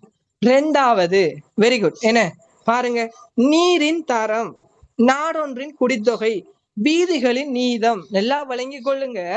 இடம் சாரா தரவுன்னு சொல்றது அது ஒரு ஒரு பண்பை ஏதோ ஒரு பண்பை வெளிக்காட்டுற மாதிரி இருக்கும். உதாரணத்துக்கு நாங்க பார்த்தோம், வீதிகளின் பரம்பல் என்று வந்தா, வீதிகளின் பரம்பல் என்று வந்தா அத நாங்க இடம் சார் தரவுக்கு சொல்றோம். அதுவே வீதிகளின் நீளம் என்று வந்தா அந்த வீதியினுடைய ஒரு பண்பு நீளம். விளங்குதா? அப்ப அந்த பண்பு ஒரு விடயத்தை ஒரு பண்பை எடுத்து காட்டுறது விஷயத்தை விளங்கி கொள்ளுங்க. அந்த இடம் சார்ந்தரவுக்கு ஒபோசிட்டாக இருக்கும். அப்ப வீதிகளின் நீளம் என்கிறது இடம் சாரா தரவு. நாடு ஒன்றினுடைய அமைவிடம் என்று சொன்னா அது இடம் சார்ந்த தரவு. அந்த நாடு ஒன்றுல இருக்கிற மக்களோட குடித்தொகை சனத்தொகையோட அளவு சொன்னாங்கண்டா அது இடம் சாராத தரவு. விளங்குதா? அப்படி அந்த ஒரு பண்புகளை வெளிப்படுத்துற மாதிரி இருக்கும். அதை வச்சுக்கொண்டும் நீங்க மதிச்சு கொள்ளலாம். Very good. அப்ப அதுக்கு 11வதுக்கு 4வது ஆன்சர், 12வதுக்கு 2வது ஆன்சர். ஓகே. 13வது கேள்வி. ஜிஐஎஸ் முறைமையின் இயக்கத்திற்கு இன்றி அமையாதது. வன்பொருள். 5வது. 5வது இல்ல, 5வது இல்ல, 3வது. நல்லா வழங்கிக் கொள்ளணும். நல்லா வழங்கிக் கொள்ளணும். Very good. நல்லா வழங்கிக் கொள்ளணும். கேட்கப்பட்ட கேள்வி, ஜிஐஎஸ் முறைமையில அந்த இயக்கத்திற்கு இன்றி அமையாதது. இன்றி அமையாதது என்றா என்ன அர்த்தம் என்றா அத்தியாவசியமானது, முக்கியத்துவமானது. அது இல்லாம இல்ல. பாருங்க, இன்றி அமையாதது, அது இன்றி அமைய மாட்டிச்சு. அப்படி விளங்கணும் கேள்வியை. அது இன்றி அமையாது என்று சொன்னா இந்த நீ இன்றி நான் இல்லை என்ற என்ன அர்த்தம்? நீ இல்லாம நானும் இல்லை. என்ன அப்படி? நீ இன்றி நான் இல்லை என்றா நீ இல்லாம நானும் இல்லை. அப்ப நீ தானேக்கு முக்கியம்ங்கிற மாதிரி தான் அந்த அர்த்தம். அப்ப நீ அதெல்லாம் இன்றி அமையாதது என்று சொல்றது. விளங்குதா? அப்ப மிக முக்கியமானது என்கிறதுதான் அதுல அர்த்தம். அப்ப அதுக்கு 3வது வன்பொருள். எல்லாம் வழங்கிக் கொள்ளுங்க. வன்பொருள்ல வெறும் நீங்க வழங்கிக் கொள்ளுங்க. நீங்க எக்ஸாம்ல விட எழுதும் போதோ, நீங்க ஸ்ட்ரக்சர் பார்ட்ல அந்த கற்ற கேள்விகளை விட எழுதும் போதோ, அந்த ஜிஎஸ் முறைமையோட கூறுகள்ல கேட்கும் போதோ நீங்க வெறும் வன்பொருள் எழுதக்கூடாது. சரியா? கொஞ்சம் கொஞ்சம் மைக் ஆன் பண்ணி போட்டு பேசுங்கம்மா. யார் சரி ஒன் பண்ணி பேசுறாங்க வீட்டுல? பண்ணி போட்டு பேசுங்களா? ஓகே. அந்த இதுல அந்த வன்பொருள் என்று எழுதாம கணினி வன்பொருள் என்று எழுதணும். ஏன்? வன்பொருள் என்றா தொட்டு உணரக்கூடியதுதான். ஓடும் ஒரு வன்பொருள் தான். சீமந்து பாக்கட்டும் ஒரு வன்பொருள் தான். விளங்குதா? தெளிவாக எழுதணும். கணினி வன்பொருள், கணினி வன்பொருள் என்று எழுதணும். கணினி மென்பொருள் அப்படின்னு எழுதணும். விளங்குதா? அதை கொண்டு எழுதணும். அந்த கணினி வன்பொருளுக்குள்ளதான் நாங்க படிச்சிருப்போம் கணினி என்று படிச்சிருப்போம். அதுக்குள்ள கணினி உள்ளீட்டு சாதனம், வெளியீட்டு சாதனம் என்று படிச்சிருப்போம். அந்த கணினிக்குள்ளதான் நாங்க படிச்சிருப்போம் CPU, REM, ஹார்ட் டிஸ்க் என்று இந்த 3ம் படிச்சிருப்போம். ஏனென்றா ஒரு நம்ம சாதாரண சாஃப்ட்வேர் பாவிக்கிற மாதிரி சாதாரண கம்ப்யூட்டர்கள்ல இந்த ஜிஐஎஸ் சாஃப்ட்வேரை பயன்படுத்த முடியாது. அதுக்கண்டு சொல்லி CPU நல்லா இருக்கணும். அதுக்கண்டு சொல்லி அதிகமான RAM, ஹார்ட் டிஸ்க் எல்லாம் இருக்கணும். இருந்தா தான் அந்த ஜிஐஎஸ் சாஃப்ட்வேரை நாங்க பயன்படுத்தி கொள்ளலாம். அப்ப இதெல்லாம் திறம்பட இருக்கிறதுக்கு ஒரு சரியான ஒரு கம்ப்யூட்டர் ஒன்று தேவை, கணினி ஒன்று தேவை. அப்ப அந்த கணினி என்கிறது கணினி வன்பொருளுக்குள்ளதானே இருக்குது. இந்த CPU அது ஒரு தொட்டு உணரக்கூடியது, அந்த ஒரு வன்பொருள். அதே போல ஹார்ட் டிஸ்க் தொட்டு உணரக்கூடியது, அது ஒரு வன்பொருள்.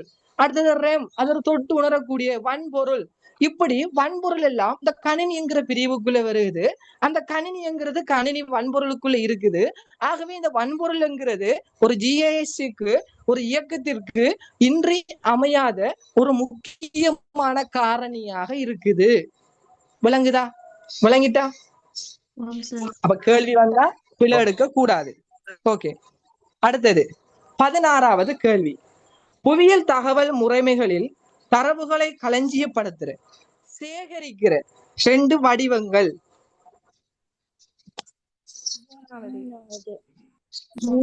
Very good. Very good. மூணாவது என்ன? Very good, very good. Okay, நமக்கு 9 மணி வரைக்கும் தானே பாடம்லா? Okay okay right. ஓகே, அப்ப இதுக்கு வந்து ஆன்சர் வந்து மூணாவது காவி தரவு மற்றும் பரவல் தரவு. ஏன்னா நீங்க இந்த ஜிஐஎஸ்ல தரவுகளை நீங்க சேகரிக்கிற களஞ்சியப்படுத்துறன்னு பார்த்தேன் தானே. அந்த ஜிஐஎஸ்ல ஒழுங்குமுறைகள் நான் சொல்லி தந்தேன். தரவை உள்ளீடு செய்யறது, களஞ்சியப்படுத்துறது அப்படின்னு சொல்லி தந்தேன். அதுல 2வது படிமுறை களஞ்சியப்படுத்துறது, சேமிக்கிறது. அப்ப என்ன அடிப்படையில சேகரிக்கும்டா, காவி தரவு மற்றும் பரவல் தரவு இந்த 2 வகையில தான் அந்த தரவுகளை சேகரிக்கும், களஞ்சியப்படுத்தும். அப்ப அது 2ம் அதுல வேறு பேரும் இருக்கு. என்ன? பரவல் தரவு காவி தரவை வந்து நாங்க வெக்டர் டேட்டா ஃபார்மட் சொல்லுவோம். நோட் பண்ணி கொள்ளணுமா? ரெக்கார்டிங்க பார்த்து நோட் பண்ணுங்க. காவி தரவுன்னு சொல்றது வெக்டர் டேட்டான்னு சொல்லுவாங்க. தமிழாலயம் கேட்பாங்க, எப்படி? வேணா, இக்கனா, தானா, இர்றனா வெக்டர் தரவுன்னு தருவாங்க. அப்ப விளங்கி கொள்ளணும், காவி தரவுங்கிறது தான் வெக்டர் தரவு.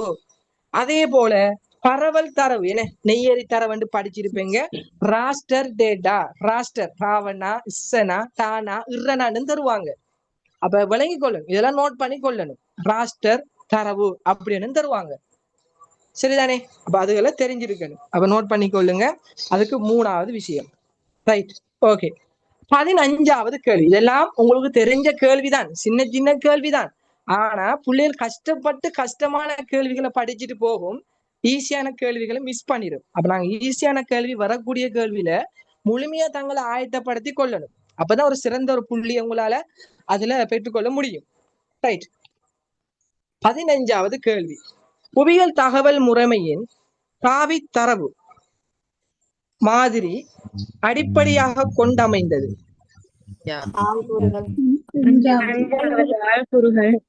Very good, very good. இது ஒரு பாஸ் பேப்பர் கேள்வி. என்ன? 2018ஆம் ஆண்டு கேட்கப்பட்ட 5வது கேள்வி. இந்த புவியியல் தகவல் முறைமையில, இந்த ஜிஐஎஸ்ல இந்த காவி தரவு மாதிரி என்னத்தை பேஸ் பண்ணி வச்சுக்க அமைஞ்சிருக்குன்னு சொன்னா, ஆள்கூறு.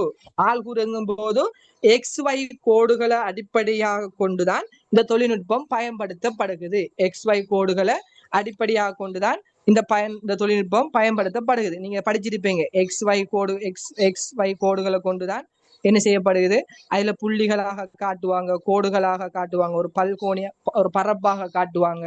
அப்ப இதெல்லாம் அதுக்குள்ள இருக்கிற வடிவங்கள்.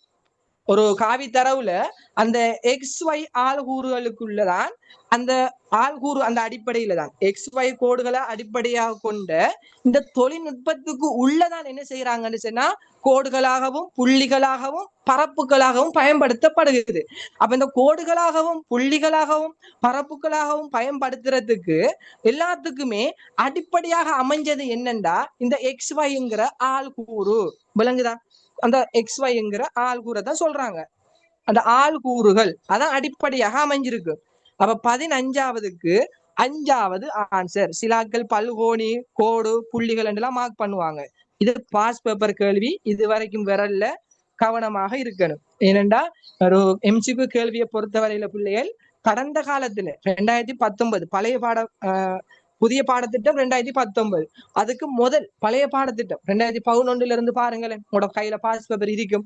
பழைய பாடத்திட்டத்துல கேட்கப்பட்ட தலைப்புகள் தான் புதிய பாடத்திட்டத்திலையும் வருகிறது கேள்விகளாக. விளங்குதா? கேள்விகளாக வருகிறது.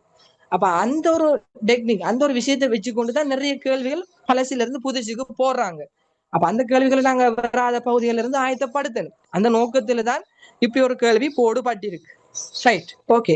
அடுத்தது, காவி தரவு மாதிரியில் புவி மேற்பரப்பு அம்சங்களை வெளிக்காட்டும் 3 வடிவங்கள் ஆவன. கோடுகள், பல்கோணி.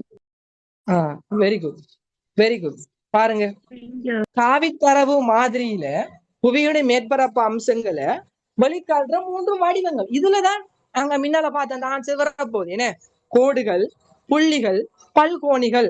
ஆகவே உங்க விளங்கிக் கொள்ளணும், காவி தரவு மாதிரியில இந்த வெக்டர் டேட்டாவுல தரவுகள் வந்து 3 வடிவங்கள்ல சேமிக்கப்படும், சேவ் பண்ணப்படும். புள்ளிகளாகவும், கோடுகளாகவும், பல்கோணிகளாகவும் என்ன செய்யப்படும்? சேவ் பண்ணப்படும். இது அனைத்துக்கும் அடிப்படையாக இருக்கிறது தான் ஆள்கூறுகள். அப்ப 2 கேள்வி இருக்குது. அடிப்படையாக அமைஞ்ச விஷயம் என்று கேட்டா ஆள்கூறு. 3 வடிவங்கள் என்று சொல்லி கேட்டாங்கன்னு சொன்னா சரிதான கேள்வி. ஓகே, 3 வடிவங்கள் என்று சொல்லி கேட்டாங்கன்னு சொன்னா கோடுகள், புள்ளிகள், பல்கோணிகள். ஆகவே 16வதுக்கு 5வது விட நோட் பண்ணி கொள்ளுங்க. Right, okay.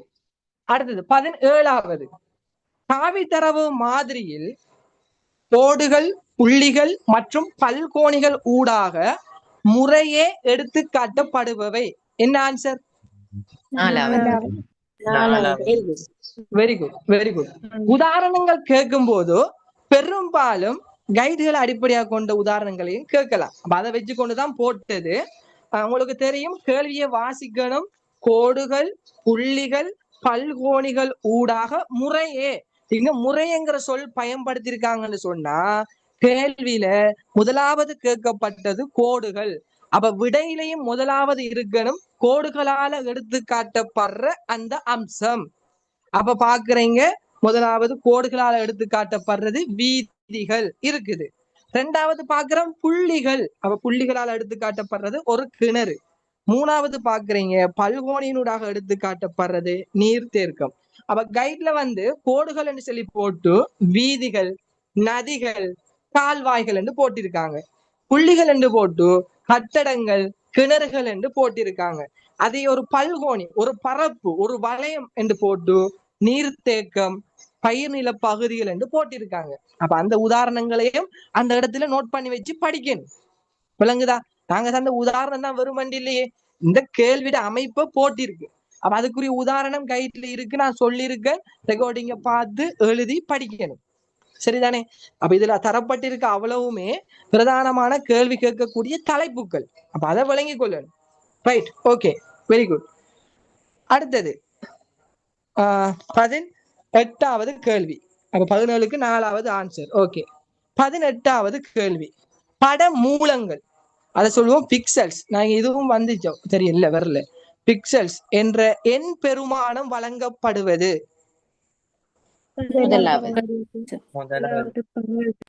Very good, very good, very good, very good. முதலாவது சில கேள்விகளை இப்பதான் பார்க்கலாம். விளங்குதா? இது ஒவ்வொன்றுமே கொஞ்சம் டிஃபரெண்டா இருக்கும்.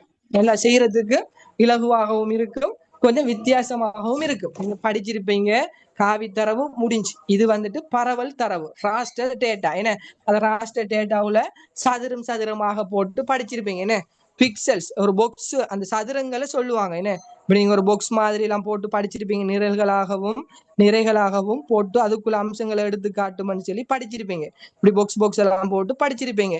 அதுல சதுரம் இருக்குதானே, அந்த சதுரம் அதான் பிக்சல் என்று சொல்றோம். ஒரு சதுரம், என்ன ஒரு சதுரம். விளங்குதா? அந்த நிறைகளாகவும் இருக்குது. அதைத்தான் நாங்க படங்கள், அந்த சதுரங்கள் அல்லது பட மூலங்கள் என்று சொல்லுவாங்க. பிக்சல்ஸ் என்று சொல்லுவாங்க. விளங்குதா? சதுரங்கள் அல்லது பட மூலங்கள், அதை நாங்க பிக்சல்ஸ் என்று சொல்லுவோம். அப்ப இந்த எண் பெருமானம் இது வழங்கப்பட்டிருக்குது எங்கன்னு சொன்னா நம்மட பரவல் தரவு மாதிரியில தான்.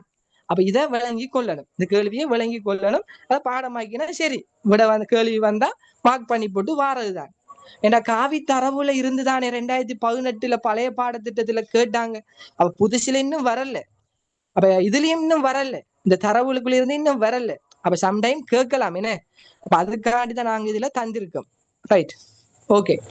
அப்ப அதை கொஞ்சம் படிச்சு கொள்ளணும், பார்த்து கொள்ளணும். ரைட், அப்ப 18வதுக்கு முதலாவது ஆன்சர். அடுத்தது 19. பூகோள இடைநிலைப்படுத்தல் முறைமையின் பிரதான 3 கூறுகள் ஆவன.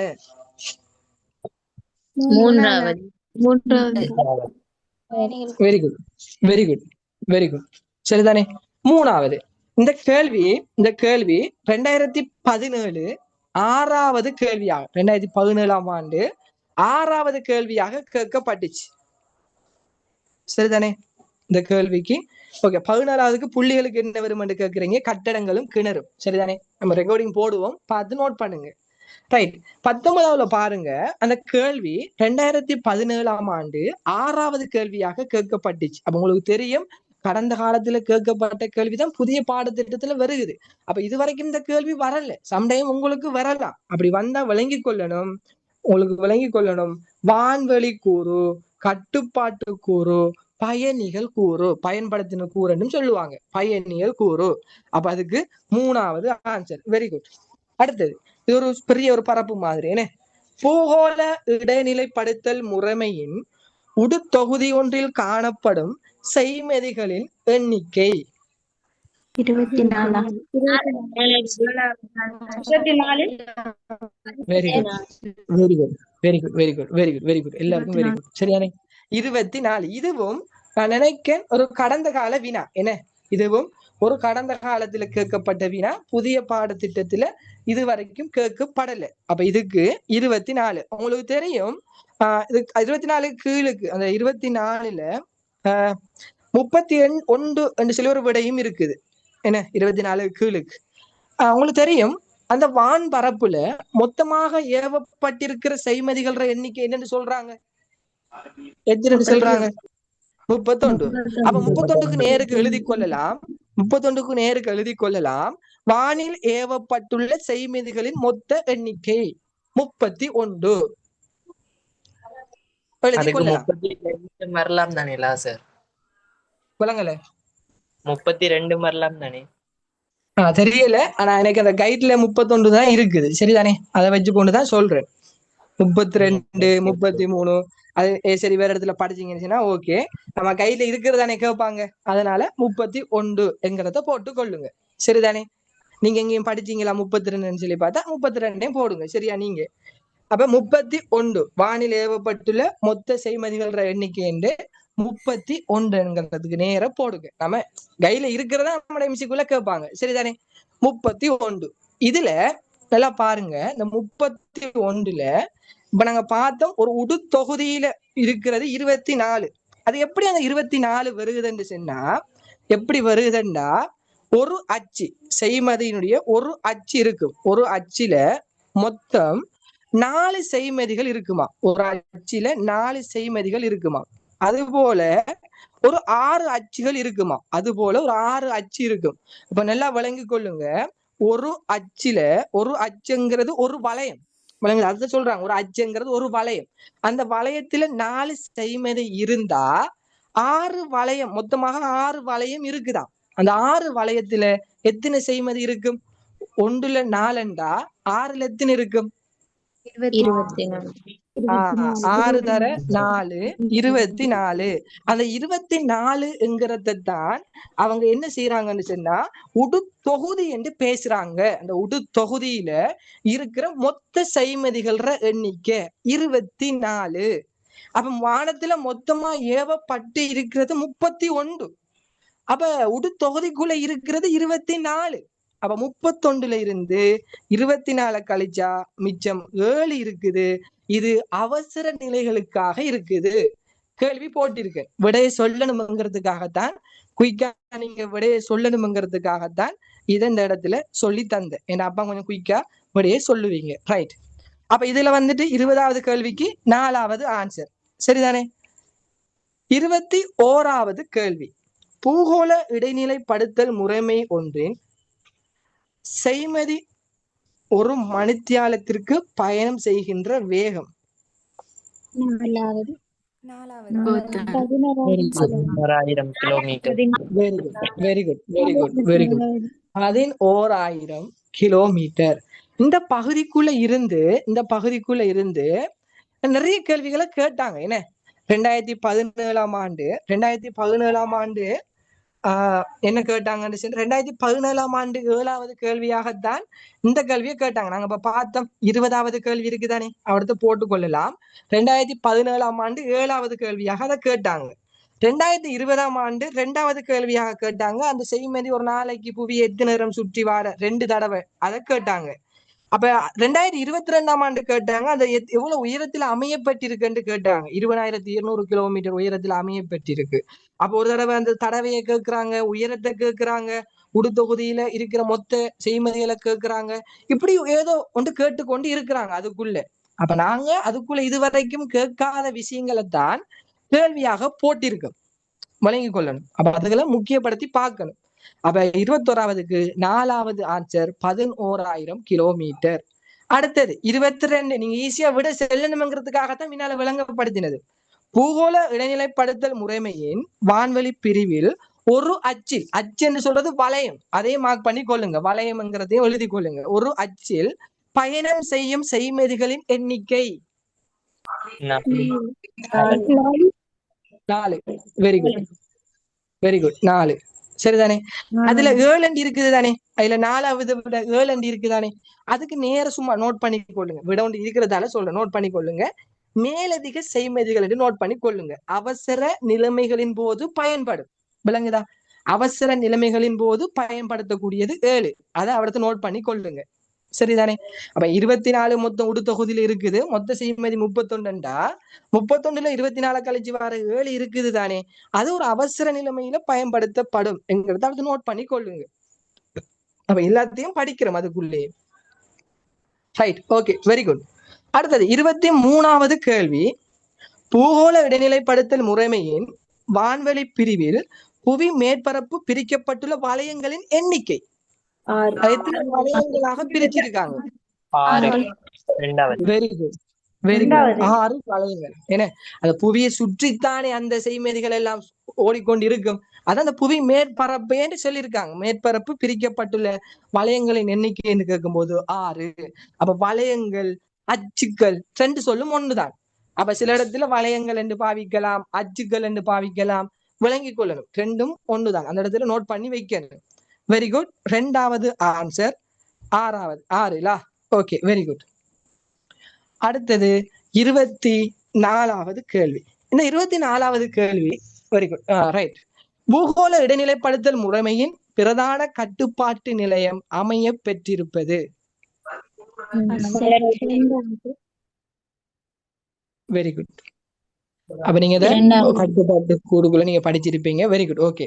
2வது கொலராடோ. என்ன, ஐக்கிய அமெரிக்காவுல இருக்குது. என்ன, கொலராடோ அப்படின்னு சொல்லி நீங்க படிச்சிருப்பீங்க. ரைட்.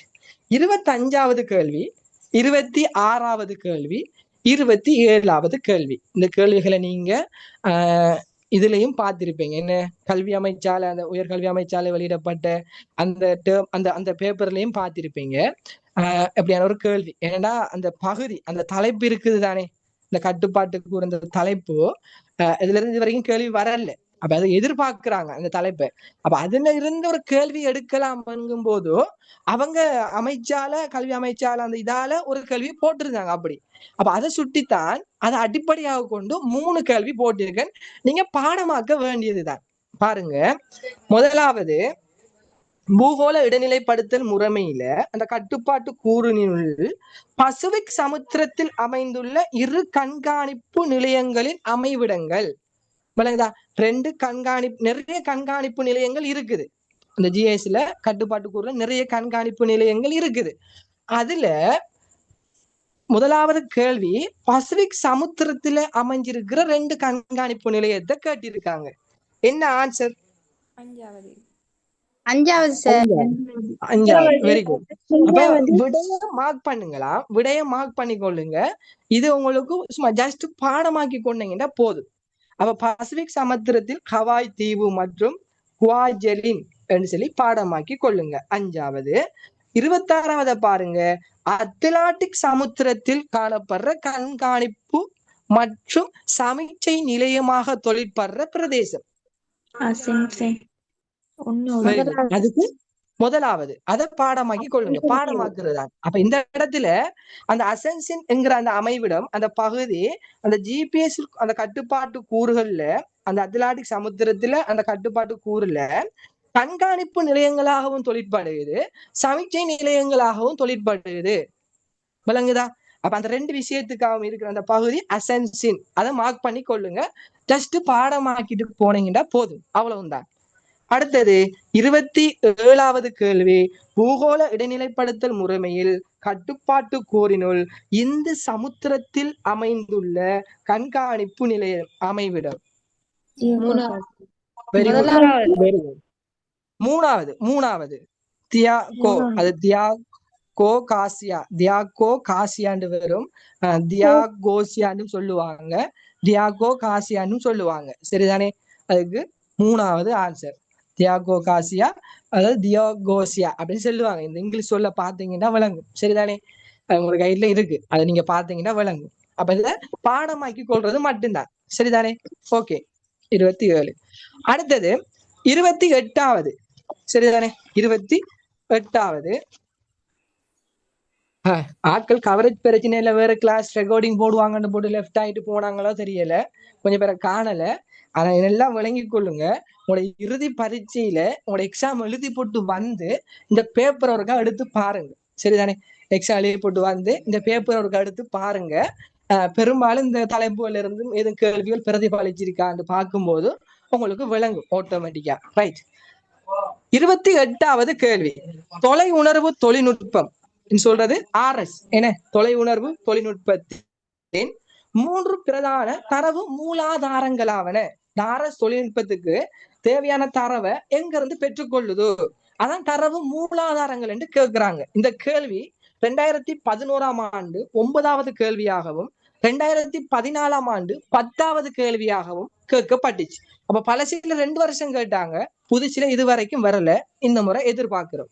என்ன ஆன்சர்?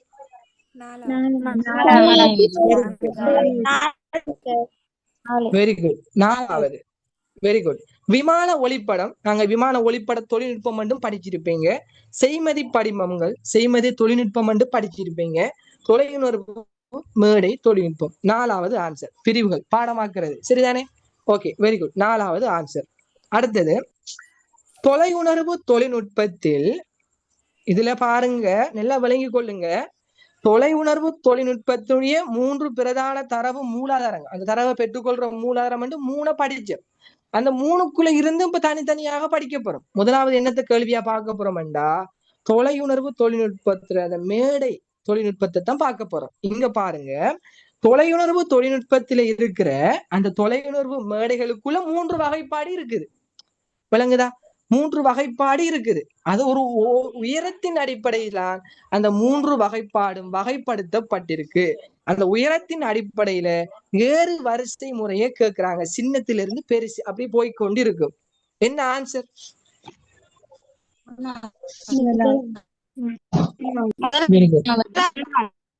Very good. முதலாவது. சரிதானே? முதலாவது ஆன்சர். உயரத்தின் அடிப்படையில் நாங்க உயரத்தை பாருங்க, சும்மாவும் கேட்கலாம். தொலையுணர்வு மேடைகள்ற 3 வகைப்பாடுகள் என்று சும்மாவும் கேட்கலாம். உயரத்தின் அடிப்படையில் கேட்டா ஓடரா சொல்ல தெரிஞ்சிருக்கணும். தரை மேற்பரப்பு மேடை, அதுல உயரம் ஒரு 50 மீட்டர்ல இருக்கும், படிச்சிருப்பீங்க. ஒரு 50 மீட்டர்ல இருக்கும். அப்ப அதுக்கு அடுத்தது கொஞ்சம் உயரம் கூடினதாக இருக்கும். அப்படி ஒரு ஓர்டர்ல தான் இந்த ஒழுங்குமுறை தரப்பட்டிருக்கு, வகைப்பாடு. அப்ப முதலாவது தரை மேற்பரப்பு மேடை, 2வது வான்வெளி மேடை, 3வது விண்வெளி மேடை. இதுல இந்த தரை மேற்பரப்பு மேடையிலிருந்து இதுவரைக்கும் கேள்வி வரல பிள்ளைகள். இதுவரைக்கும் தரை மேற்பரப்பு மேடையிலிருந்து MCQ கேள்வி வரல. இந்த வான்வெளி மேடையிலிருந்து 2025 போன முறை இந்த வான்வெளி மேடையிலிருந்து 2025ல 6வது கேள்வியாக வந்திருக்கு. அப்ப அது வந்துட்டு அந்த தலைப்புல இருந்து. விண்வெளி மேடையிலிருந்து 2027ல 7வது கேள்வியாக வந்துட்டு. அதே மைக்க ஓப் பண்ணுங்களா, மைக் ஒன் பண்ணி வச்சீங்கன்னா இப்படி நிறைய கேட்க சவுண்ட் எல்லாம் கேட்கும். Right, okay. அப்ப இதுல விண்வெளி மேடைகள்ல 2022ஆம் ஆண்டு 7வது கேள்வியாக விண்வெளி மேடையும் வந்துட்டு. புதிய பாடத்திட்டத்துல இந்த 2 தலைப்புல இருந்து வந்துட்டு. அப்ப வராதது தரை மேற்பரப்பு மேடைக்குள்ள இருந்துதான் இன்னும் MCQ கேள்வி வரல. அப்ப பிரதானமாக இந்த 3 வகைப்பாடும் கேட்டு வரல. விளங்குதா? இந்த தொலையுணர்வு தொழில்நுட்பத்துல இருக்கிற மேடைகள்ற 3 வகைப்பாடும் சரி, தொலையுணர்வோட தொழில்நுட்பத்துல பிரதான 3 வகைப்பாடும் சரி, இந்த 28வது கேள்வி 29வது கேள்வி இதுவரைக்கும் கேட்டு வரல. ஆனா 29வது கேள்விக்குள்ள 3 வகைப்பாடு இருக்குது தானே. தரை மேற்பரப்பு மேடை, வான்வெளி மேடை, விண்வெளி மேடை. இந்த 3 வகைப்பாட்டுக்குள்ள இருந்தும் விண்வெளி மேடை, வான்வெளி மேடை இது 2லிருந்தும் கேள்வி வந்துட்டு. அப்ப இதுல இன்னும் கேட்க போகாத தலைப்பு தரை மேற்பரப்பு மேடை.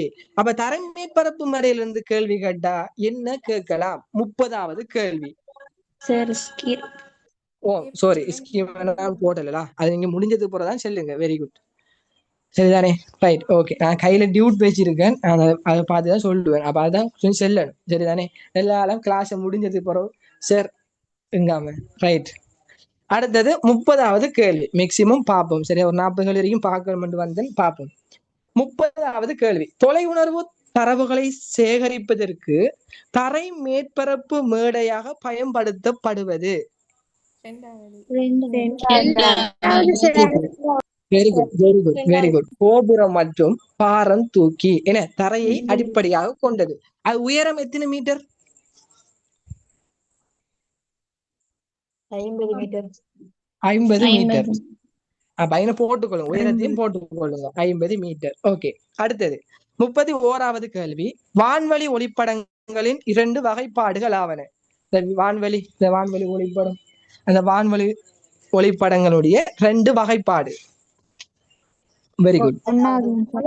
முதலாவது very good, very good, very good. முதலாவது செங்குத்தான வான்வழி ஒளிப்படம். செங்குத்தானங்கும் போது 90 பாகை. அடுத்தது சாய்வான வான்வழி ஒளிப்படம். சாய்வானது எங்கும் போது அந்த 45 பாகை அந்த கோண சாய்வுல அந்த விமானத்துல பொருத்தப்பட்டிருக்கிற அந்த கமராக்கள் மூலமாக படம் பிரித்து கொள்ளும். 90 பாகையிலையும் 45 பாகையிலையும். அப்ப 90 பாகைங்கிறது செங்குத்தான வான்வழி ஒளிப்படம், 45 பாகை கோணச்சாய்வுங்கிறது சாய்வான வான்வழி ஒளிப்படம். இப்படி 2 வகையான அந்த பிரிவுகள் இருக்குது. அது தெரிஞ்சிருக்கணும். முதலாவது ஆன்சர், அதை மார்க் பண்ணி கொள்ளுங்க. சரிதானே? ரைட். 32வது கேள்வி. சரிதானே? 32வது கேள்வி. அந்த 32வது கேள்வி இது பாத்தீங்கன்னு சொன்னா இவ்வளவு நேரம் நாங்க 31வது கேள்வி வரைக்கும் பார்த்தது அலகு 2.2 முடிஞ்சு. இப்ப நாங்க பார்க்க போறது அலகு 3வது. அலகு 3க்குள்ள வாரம். என்ன? இடவிலக்கப்படத்தினுடைய அடிப்படை தகவல்கள். அப்ப அலகு 3ம் அலகு 5ம் தான் இருக்குது இன்னும் படிக்கிறதுக்கு. 2 யூனிட் தான் இருக்குது நாங்க படிக்கிறதுக்கு இந்த MCQல. அப்ப இப்ப நாங்க வாரம் 3வது அலகுக்குள்ள வாரம். ரைட். 1க்கு 50,000 என்ற அளவு திட்டத்தில் 1 என்ற பெருமானம் குறித்து நிற்பது. படத்தின் தூரம். படத்தின் தூரம் சார் 3வது. Very good, very good. 3000. 25, 26, 27க்கு விட இருக்கீங்க. 25க்கு 5வது, 26க்கு 1வது, 27க்கு 3வது. சரிதானே? ஓகே. அப்ப இத பாருங்க. 32வது கேள்வி. என்ன? 1க்கு 50,000 அளவு திட்டத்தில் 1 என்ற பெருமானம் குறித்து நிற்பது. Very good. படத்தினுடைய தூரம் உங்களுக்கு தெரியும். நாங்க படிக்கிற 1க்கு 50,000 அளவு திட்டம் என்கிறது 1க்கு 50,000 ரெண்டுமே சென்டிமீட்டர்ல இருக்கணும். இருந்தா தான் அது அளவு திட்டம். 1க்கு 50,000 சொல்றது 1 சென்டிமீட்டருக்கு 50,000 சென்டிமீட்டர். வலது பக்கமும் சென்டிமீட்டராக இருக்கும், இடது பக்கமும் சென்டிமீட்டராக இருக்கும். 1க்கு 50,000 என்கிறதுனுடைய உண்மையான அர்த்தம் 1 சென்டிமீட்டருக்கு 50,000 சென்டிமீட்டர். 1 சென்டிமீட்டர் என்று சொல்றது படத்துல இருக்கிற ஒரு தூரம். 50,000 சென்டிமீட்டர் என்கிறது உண்மையான ஒரு பரப்புல இருக்கிற தூரம். 50,000 சென்டிமீட்டர் நாங்க எத்தனை கிலோமீட்டரா சொல்லலாம்?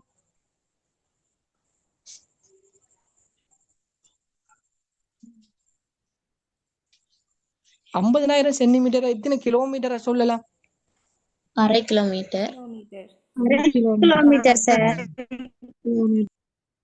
இந்த அந்த கஜினி படத்துல வர சூர்யா மாதிரி யோசிக்கல, மறதில்ல, செல்லணும். கேட்டா உடனே விட வரணும். என்ன? நாங்க எக்ஸாம் நெருங்கிட்டோம். ஓகே. 50,000 சென்டிமீட்டர் 1/2 கிலோமீட்டர் செல்லலாம். அப்ப என்ன அர்த்தம்டா, இந்த நிலப்பகுதியில 1/2 கிலோமீட்டர் தூரத்தை உண்மையான உங்களோட நிலப்பரப்புல, உண்மையான நிலப்பரப்புல அந்த 1/2 கிலோமீட்டர் தூரத்தை நாங்க படத்துல 1 சென்டிமீட்டர் தூரமாக காட்டுறோம். அதான் அதுல அர்த்தம். அப்ப 50,000 சென்டிமீட்டர் தூரம் என்ன? ஒரு தூரத்தை, உண்மையான ஒரு தூரத்தை படத்துல 1 சென்டிமீட்டர் தூரமாக காட்டுறோம். அப்போ அங்க 1 என்று சொல்றது படத்தினுடைய தூரமாக இருக்கும். Very good. அடுத்தது 33வது கேள்வி. இடவிலக்க படத்தில் குறியீட்டு விளக்கம் உள்ளடக்கப்படுகின்ற பகுதிகள், அந்த தலைப்புகள் எண்ணிக்கை எத்தனை என்று கேட்கிறாங்க. எத்தனை? 8 பகுதிகள். 5வது. Very good. செல்லுங்க அந்த 8 பகுதிகளையும் எல்லாரும் சேர்ந்து அந்த கூஹா என்று கத்துங்க 8 பகுதியை.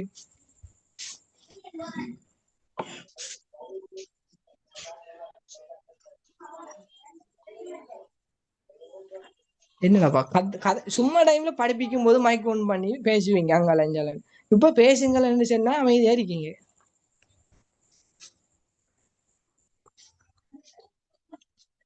சொல்லுங்களேன் 8 பகுதிகளே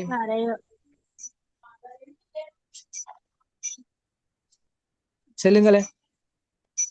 பழத்தின் வகை எல்லைகள், கட்டடங்கள், உல்லாச பிரயாண தகவல், பயிர்கள், இயற்கை தாவரம், பாதைகள், புகையிரத பாதை, நீர்நிலைகள், தரை தோற்றம். புதுசா தலைப்பாக இருக்குது. சரியான தலைப்புகளை வச்சுக்கணும். என்ன சரியான தரையோர செல்ல சரி. அம்சம், தாழ்நில தரை தோற்ற அம்சம், உயர்நில தரை தோற்ற அம்சம், பல்வேறு வடிகால் அமைப்பு அம்சம், நீர்ப்பாசன அம்சம், புகையிரத மற்றும் பாதை உடன் தொடர்புடைய அம்சம், பல்வேறு பயிற்சிகள் பரம்பலை காட்டும் அம்சம், எல்லைகளும் உல்லாச பயணிகள் அம்சம். ஒவ்வொரு ஆக்களும் அதே விஷயம்தான். ஒவ்வொரு ஆக்களும் ஒவ்வொரு பெயர்ல சொல்றீங்க, சரிதானே? முதலாவது எல்லைகள். எல்லைகள்ங்கிற தலைப்புல தரப்பட்டிருக்கு. உள்ளுக்கு நிர்வாக எல்லைகள், மாகாண எல்லை, மாவட்ட எல்லை, எல்லைகள்ங்கிற தலைப்புல தரப்பட்டிருக்கு. ரெண்டாவது அந்த சுற்றுலா தொடர்பான சுற்றுலா தகவல்கள். மூணாவது வீதிகளும் பாதைகளும்ங்கிற தலைப்புக்குள்ள வீதிகளை பத்தி தரப்பட்டிருக்கும். நாலாவது புகையிரத பாதைகள் என்கிற தலைப்புக்குள்ள புகையிரத பாதைகள் தொடர்பான குறியீடுகள் தரப்பட்டிருக்கும். நாலாவது வடிகால் அமைப்புகள். அஞ்சாவது வடிகால் அமைப்பு. ஆறாவது தரை தோற்ற அம்சங்கள். ஏழாவது தாவரங்கள் என்கிற தலைப்புக்குள்ள இருக்கும். எட்டாவது ஏனைய அம்சங்கள் அல்லது வேறு அம்சங்கள் என்கிற தலைப்புக்குள்ள இருக்கும். இப்படி மொத்தமாக 8 அம்சங்கள்ல தரப்பட்டிருக்கு. நீங்க சொன்னதெல்லாம் சரிதான், வேறு வேறு பெயர்ல சொல்லியிருந்தீங்க. ஓகே, அடுத்தது இந்த 34வதுக்கு புவி வடக்கு என்பது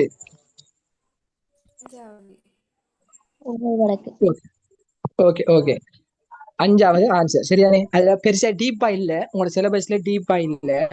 அதாவது இந்த புவி வடக்குன்னு சொல்றது நம்மளோட பூகோளம். இந்த உலகத்துல நீங்க படிச்சிருப்பீங்க வடமுனைவு தென்முனைவுன்னு சொல்லி படிச்சிருப்பீங்க. அதுல அந்த வட முனைவு வட துருவத்தை சுட்டி காட்டும். இது வட துருவம் என்று சொல்லி அந்த வட துருவத்தை சுட்டி காட்டுற அந்த திசையைத்தான் நாங்க புவி வடக்கு அப்படின்னு சொல்லுவோம், சரிதானே? புவி வடக்குன்னு சொல்லுவோம். உண்மை அதுக்கு புவி வடக்குக்கு இன்னொரு பெயர் தான் உண்மை வடக்கு என்று சொல்றது. அந்த 3 வகையான வடக்கையும் சொல்லுங்க பாப்போம்.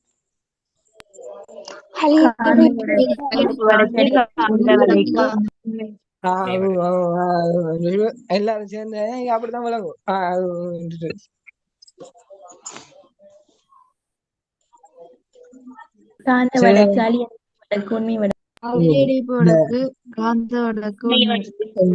ஓகே ஓகே தெரியும் தானே. அந்த நம்ம எல்லாரும் மார்க்கெட்டுக்கு போவோம் தானே, எப்படி மார்க்கெட்ல அந்த சவுண்ட் வரும் அப்படி இருக்கப்பட எல்லாரும் ஒழுங்கா செல்லு. எல்லாரும் சேர்ந்து காய்க்கச்சேன்னா காய்க்கிறதுல விடைய கேட்ட எல்லாரும் சேர்ந்து செல்றேன். சரி, மூணுல உண்மை வடக்கு ட்ரூ நோர்த்ன்னு சொல்லுவாங்க டிஎன். காந்த வடக்கு மெக்னெட்டிக் நோர்த் எம்என். அலியடைப்பு வடக்கு ஜிஎன் கிரிட் நோர்த். அப்ப இது சம்பந்தமா பெருசான அந்த திசை சம்பந்தமா வார இல்ல. ஆனா அதை தெரிஞ்சு வச்சுக்கொள்ளுங்க. 35வது கேள்வியும் அதை விடைய தெரிஞ்சு வச்சுக்கோங்கன்னா சரி, அதை டீப்பா விளங்கி கொள்ள தேவையில்லை. அலியடைப்பு வடக்கில் பிதுருதாளகால மலையின் மேற்கு பகுதியினை படங்களில் போடுங்க. ஓகே ஓகே ஓகே ஓகே அப்படிதான் இருக்கணும். 35வதுக்கு என்ன ஆன்சர்? இந்த ஆன்சரை அது தேவையில்ல, அந்த கேள்வி போட்டிக்கு தேவையில்லைதான். இருந்தும் ஒரு திசையில ஒரு கேள்வி போடணுங்கிறதுக்காக வேண்டி போட்டுக்கொண்டேன். அதுக்கு என்ன ஆன்சர்? முதலாவது சார். மைக் பறக்க போகுது செல்ற விடையில. ரைட், முதலாவது.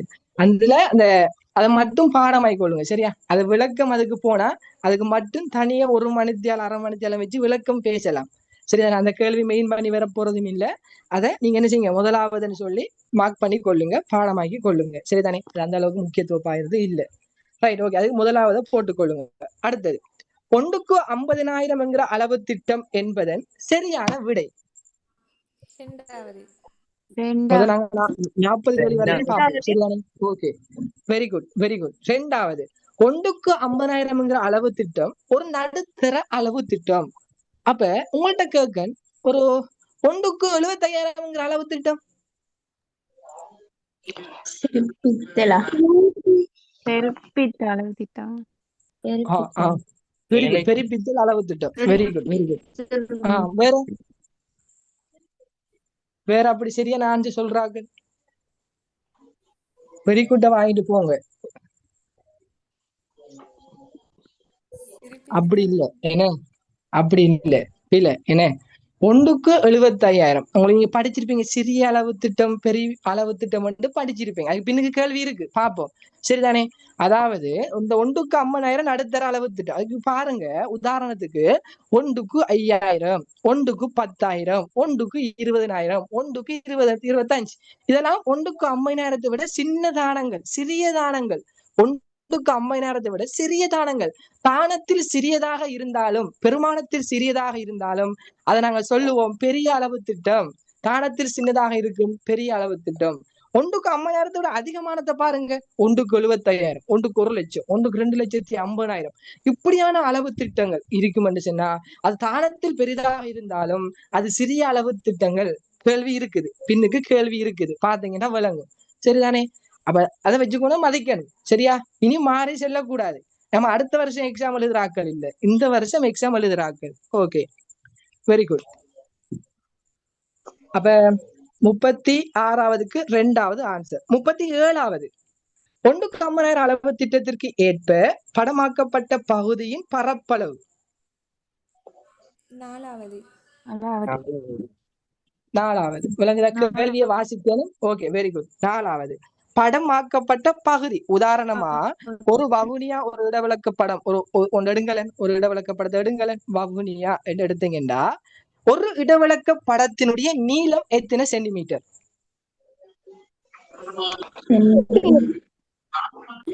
விளங்கல? 80. அகலம் எத்தனை சென்டிமீட்டர்? 50 சென்டிமீட்டர்.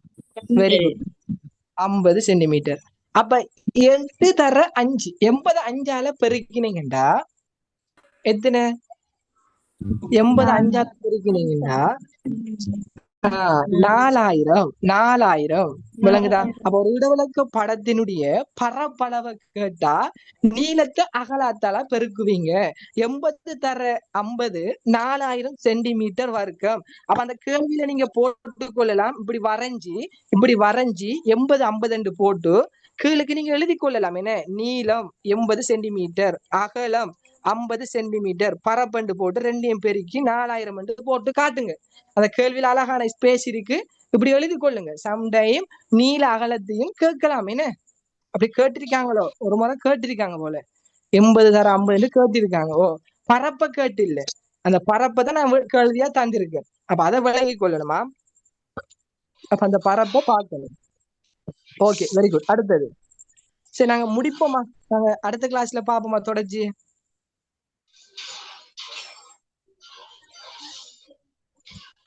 நாற்பது வரை பாப்போமே. சரி 40 வரைக்கும் பார்ப்போம். ஓகே 40 வரைக்கும் பார்ப்போம். 38வது கேள்வி, ஒன்றுக்கு 50,000 இடவிளக்க படங்களில் அகல நெடுங்கோட்டு அலியடைப்பு தேசிய அலியடைப்பு பெருமானங்களை எடுத்துக்காட்டும் சரியான எல்லை. முதலாவது.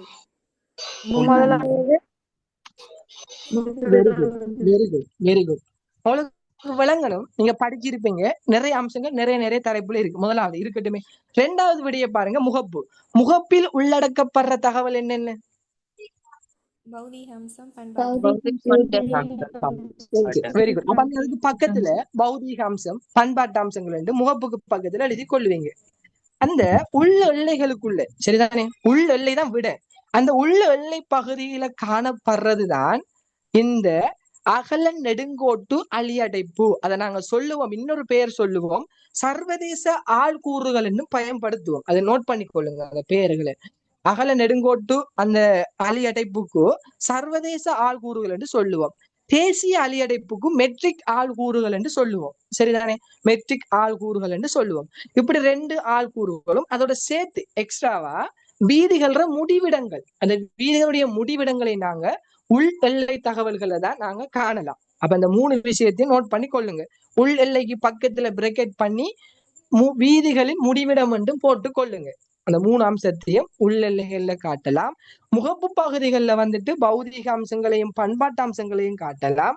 அதே போல 5வது விடைய பாருங்க, வெளி எல்லை, அந்த புற எல்லையை தான் வெளி எல்லை என்று சொல்றது. என்ன? இந்த புற எல்லையில கீழோரத்துல என்னென்ன அம்சங்களை காட்டலாம்?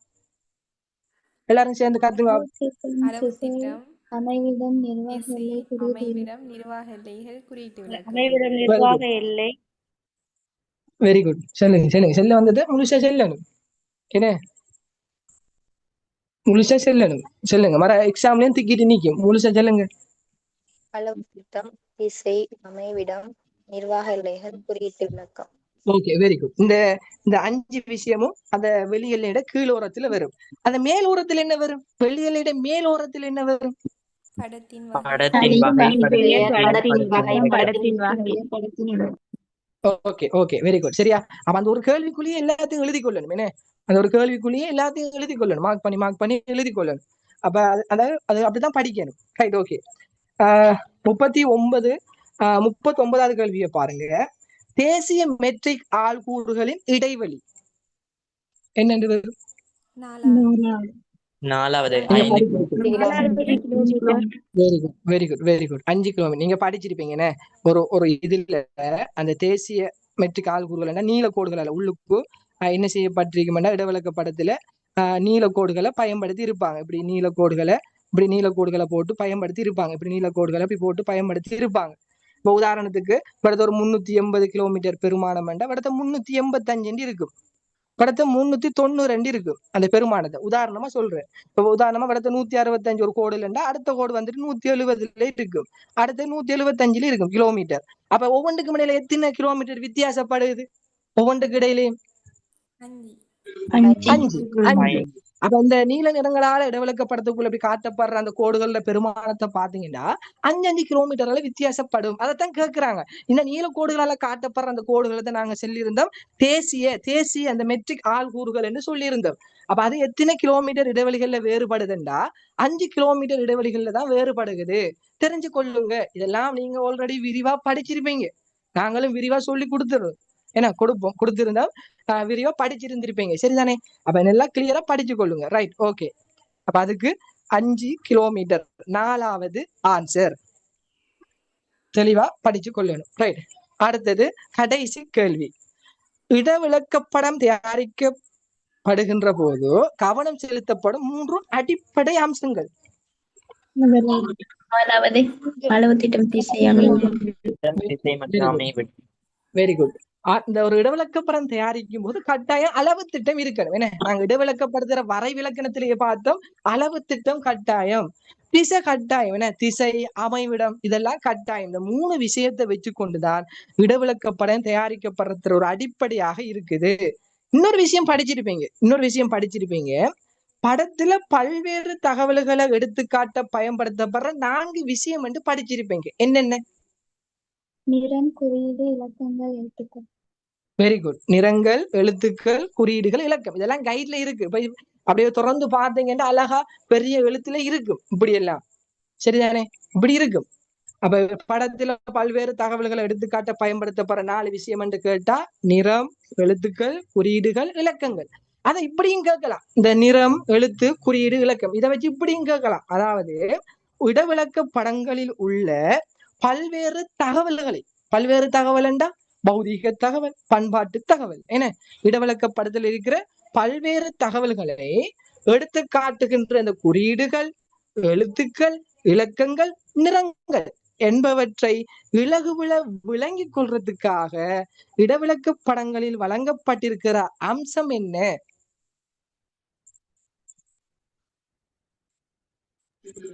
இந்த 4 தானே வரும். அந்த 4 தான் கேள்வியா கேட்டிருக்கேன். பாருங்க, இடவிலக்க படத்துல உள்ள பல்வேறு தகவல்களை, பௌதீக பண்பாட்டு தகவல்களை எடுத்துக்காட்டுற அந்த குறியீடுகள், எடுத்துக்காட்டுற அந்த எழுத்துக்கள், எடுத்துக்காட்டுற அந்த இலக்கங்கள், எடுத்துக்காட்டுற அந்த நிறங்கள் என்பவற்றை நாங்க இலகுல விளங்கணும். இந்த இலக்கம் இதுதான், இந்த நிறம் இதுக்குத்தான் என்று சொல்லி இதுகளை நாங்க இலகுவாக விளங்குறதுக்கு அந்த இடவிலக்க படத்திலேயே ஒரு அம்சம் தரப்பட்டிருக்கும். என்னன்னு கேக்குறாங்க. குறியீட்டு விளக்கம். Very good very good very good very good. குறியீட்டு விளக்கம். அந்த குறியீட்டு விளக்கத்தை பார்த்துதானே நாங்க கண்டுபிடிப்போம். என்ன, இப்ப தெரியாத ஒரு ஆள்கிட்ட போய் அந்த படத்தை கொடுத்து மஞ்சள் கலர்ல இருக்கிற என்னன்னு கேட்டா அவன் செல்ல போறான் வீதி என்றுதான் செல்ல போறான். மஞ்சள் கலர்ல இருக்குன்னு சொன்னா அவன் பார்த்து போட்டு என்ன ஏரியா வேற ஏதோ ஒன்று செல்ல போறான்.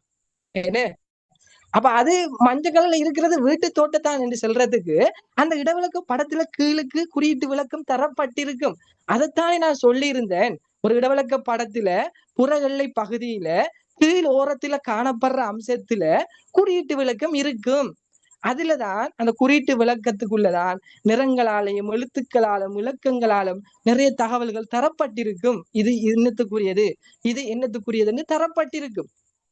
அப்ப கேள்விகளை தெளிவா விளங்கி கொள்ளணும். சரிதானே? ஓகே, அப்ப நாங்க 40 கேள்வியோட முடிச்சு கொள்ளுவோம். 15 நிமிஷம் எக்ஸ்ட்ரா ஆயிட்டு. காரணம் என்னன்னா நாங்க 15 நிமிஷம் முன்கூட்டியே கொஞ்சம் விஷயங்கள் எப்படி எக்ஸாம் எழுதுற, என்ன மாதிரி செய்யற, அது சம்பந்தமான விஷயம் ஒரு 15 நிமிஷம் பேசினதாலதான் எக்ஸ்ட்ராவா 15 நிமிஷம் ஆயிடுச்சு. சரியா டைமுக்கு ஸ்டார்ட் பண்ணிருக்கேன். 9 மணிக்கெல்லாம் முடிச்சிருக்கும். தேவைதானே நாங்க எப்படி எக்ஸாம் எழுதணும், என்ன மாதிரி செய்யணும். நான் செய்ய போறது இந்த 80 எம்சிக்கும் தான். அப்ப எனக்கு தரப்பட்டிருக்கிறது 1.5 மணித்தியாலம். நாளைக்கு ஒரு 1.5 மணித்தியாலம் தருவாங்க. நாளைக்கும் இதே டைமுக்கு ஒரு 1.5 மணித்தியாலம் கிடைக்கும்.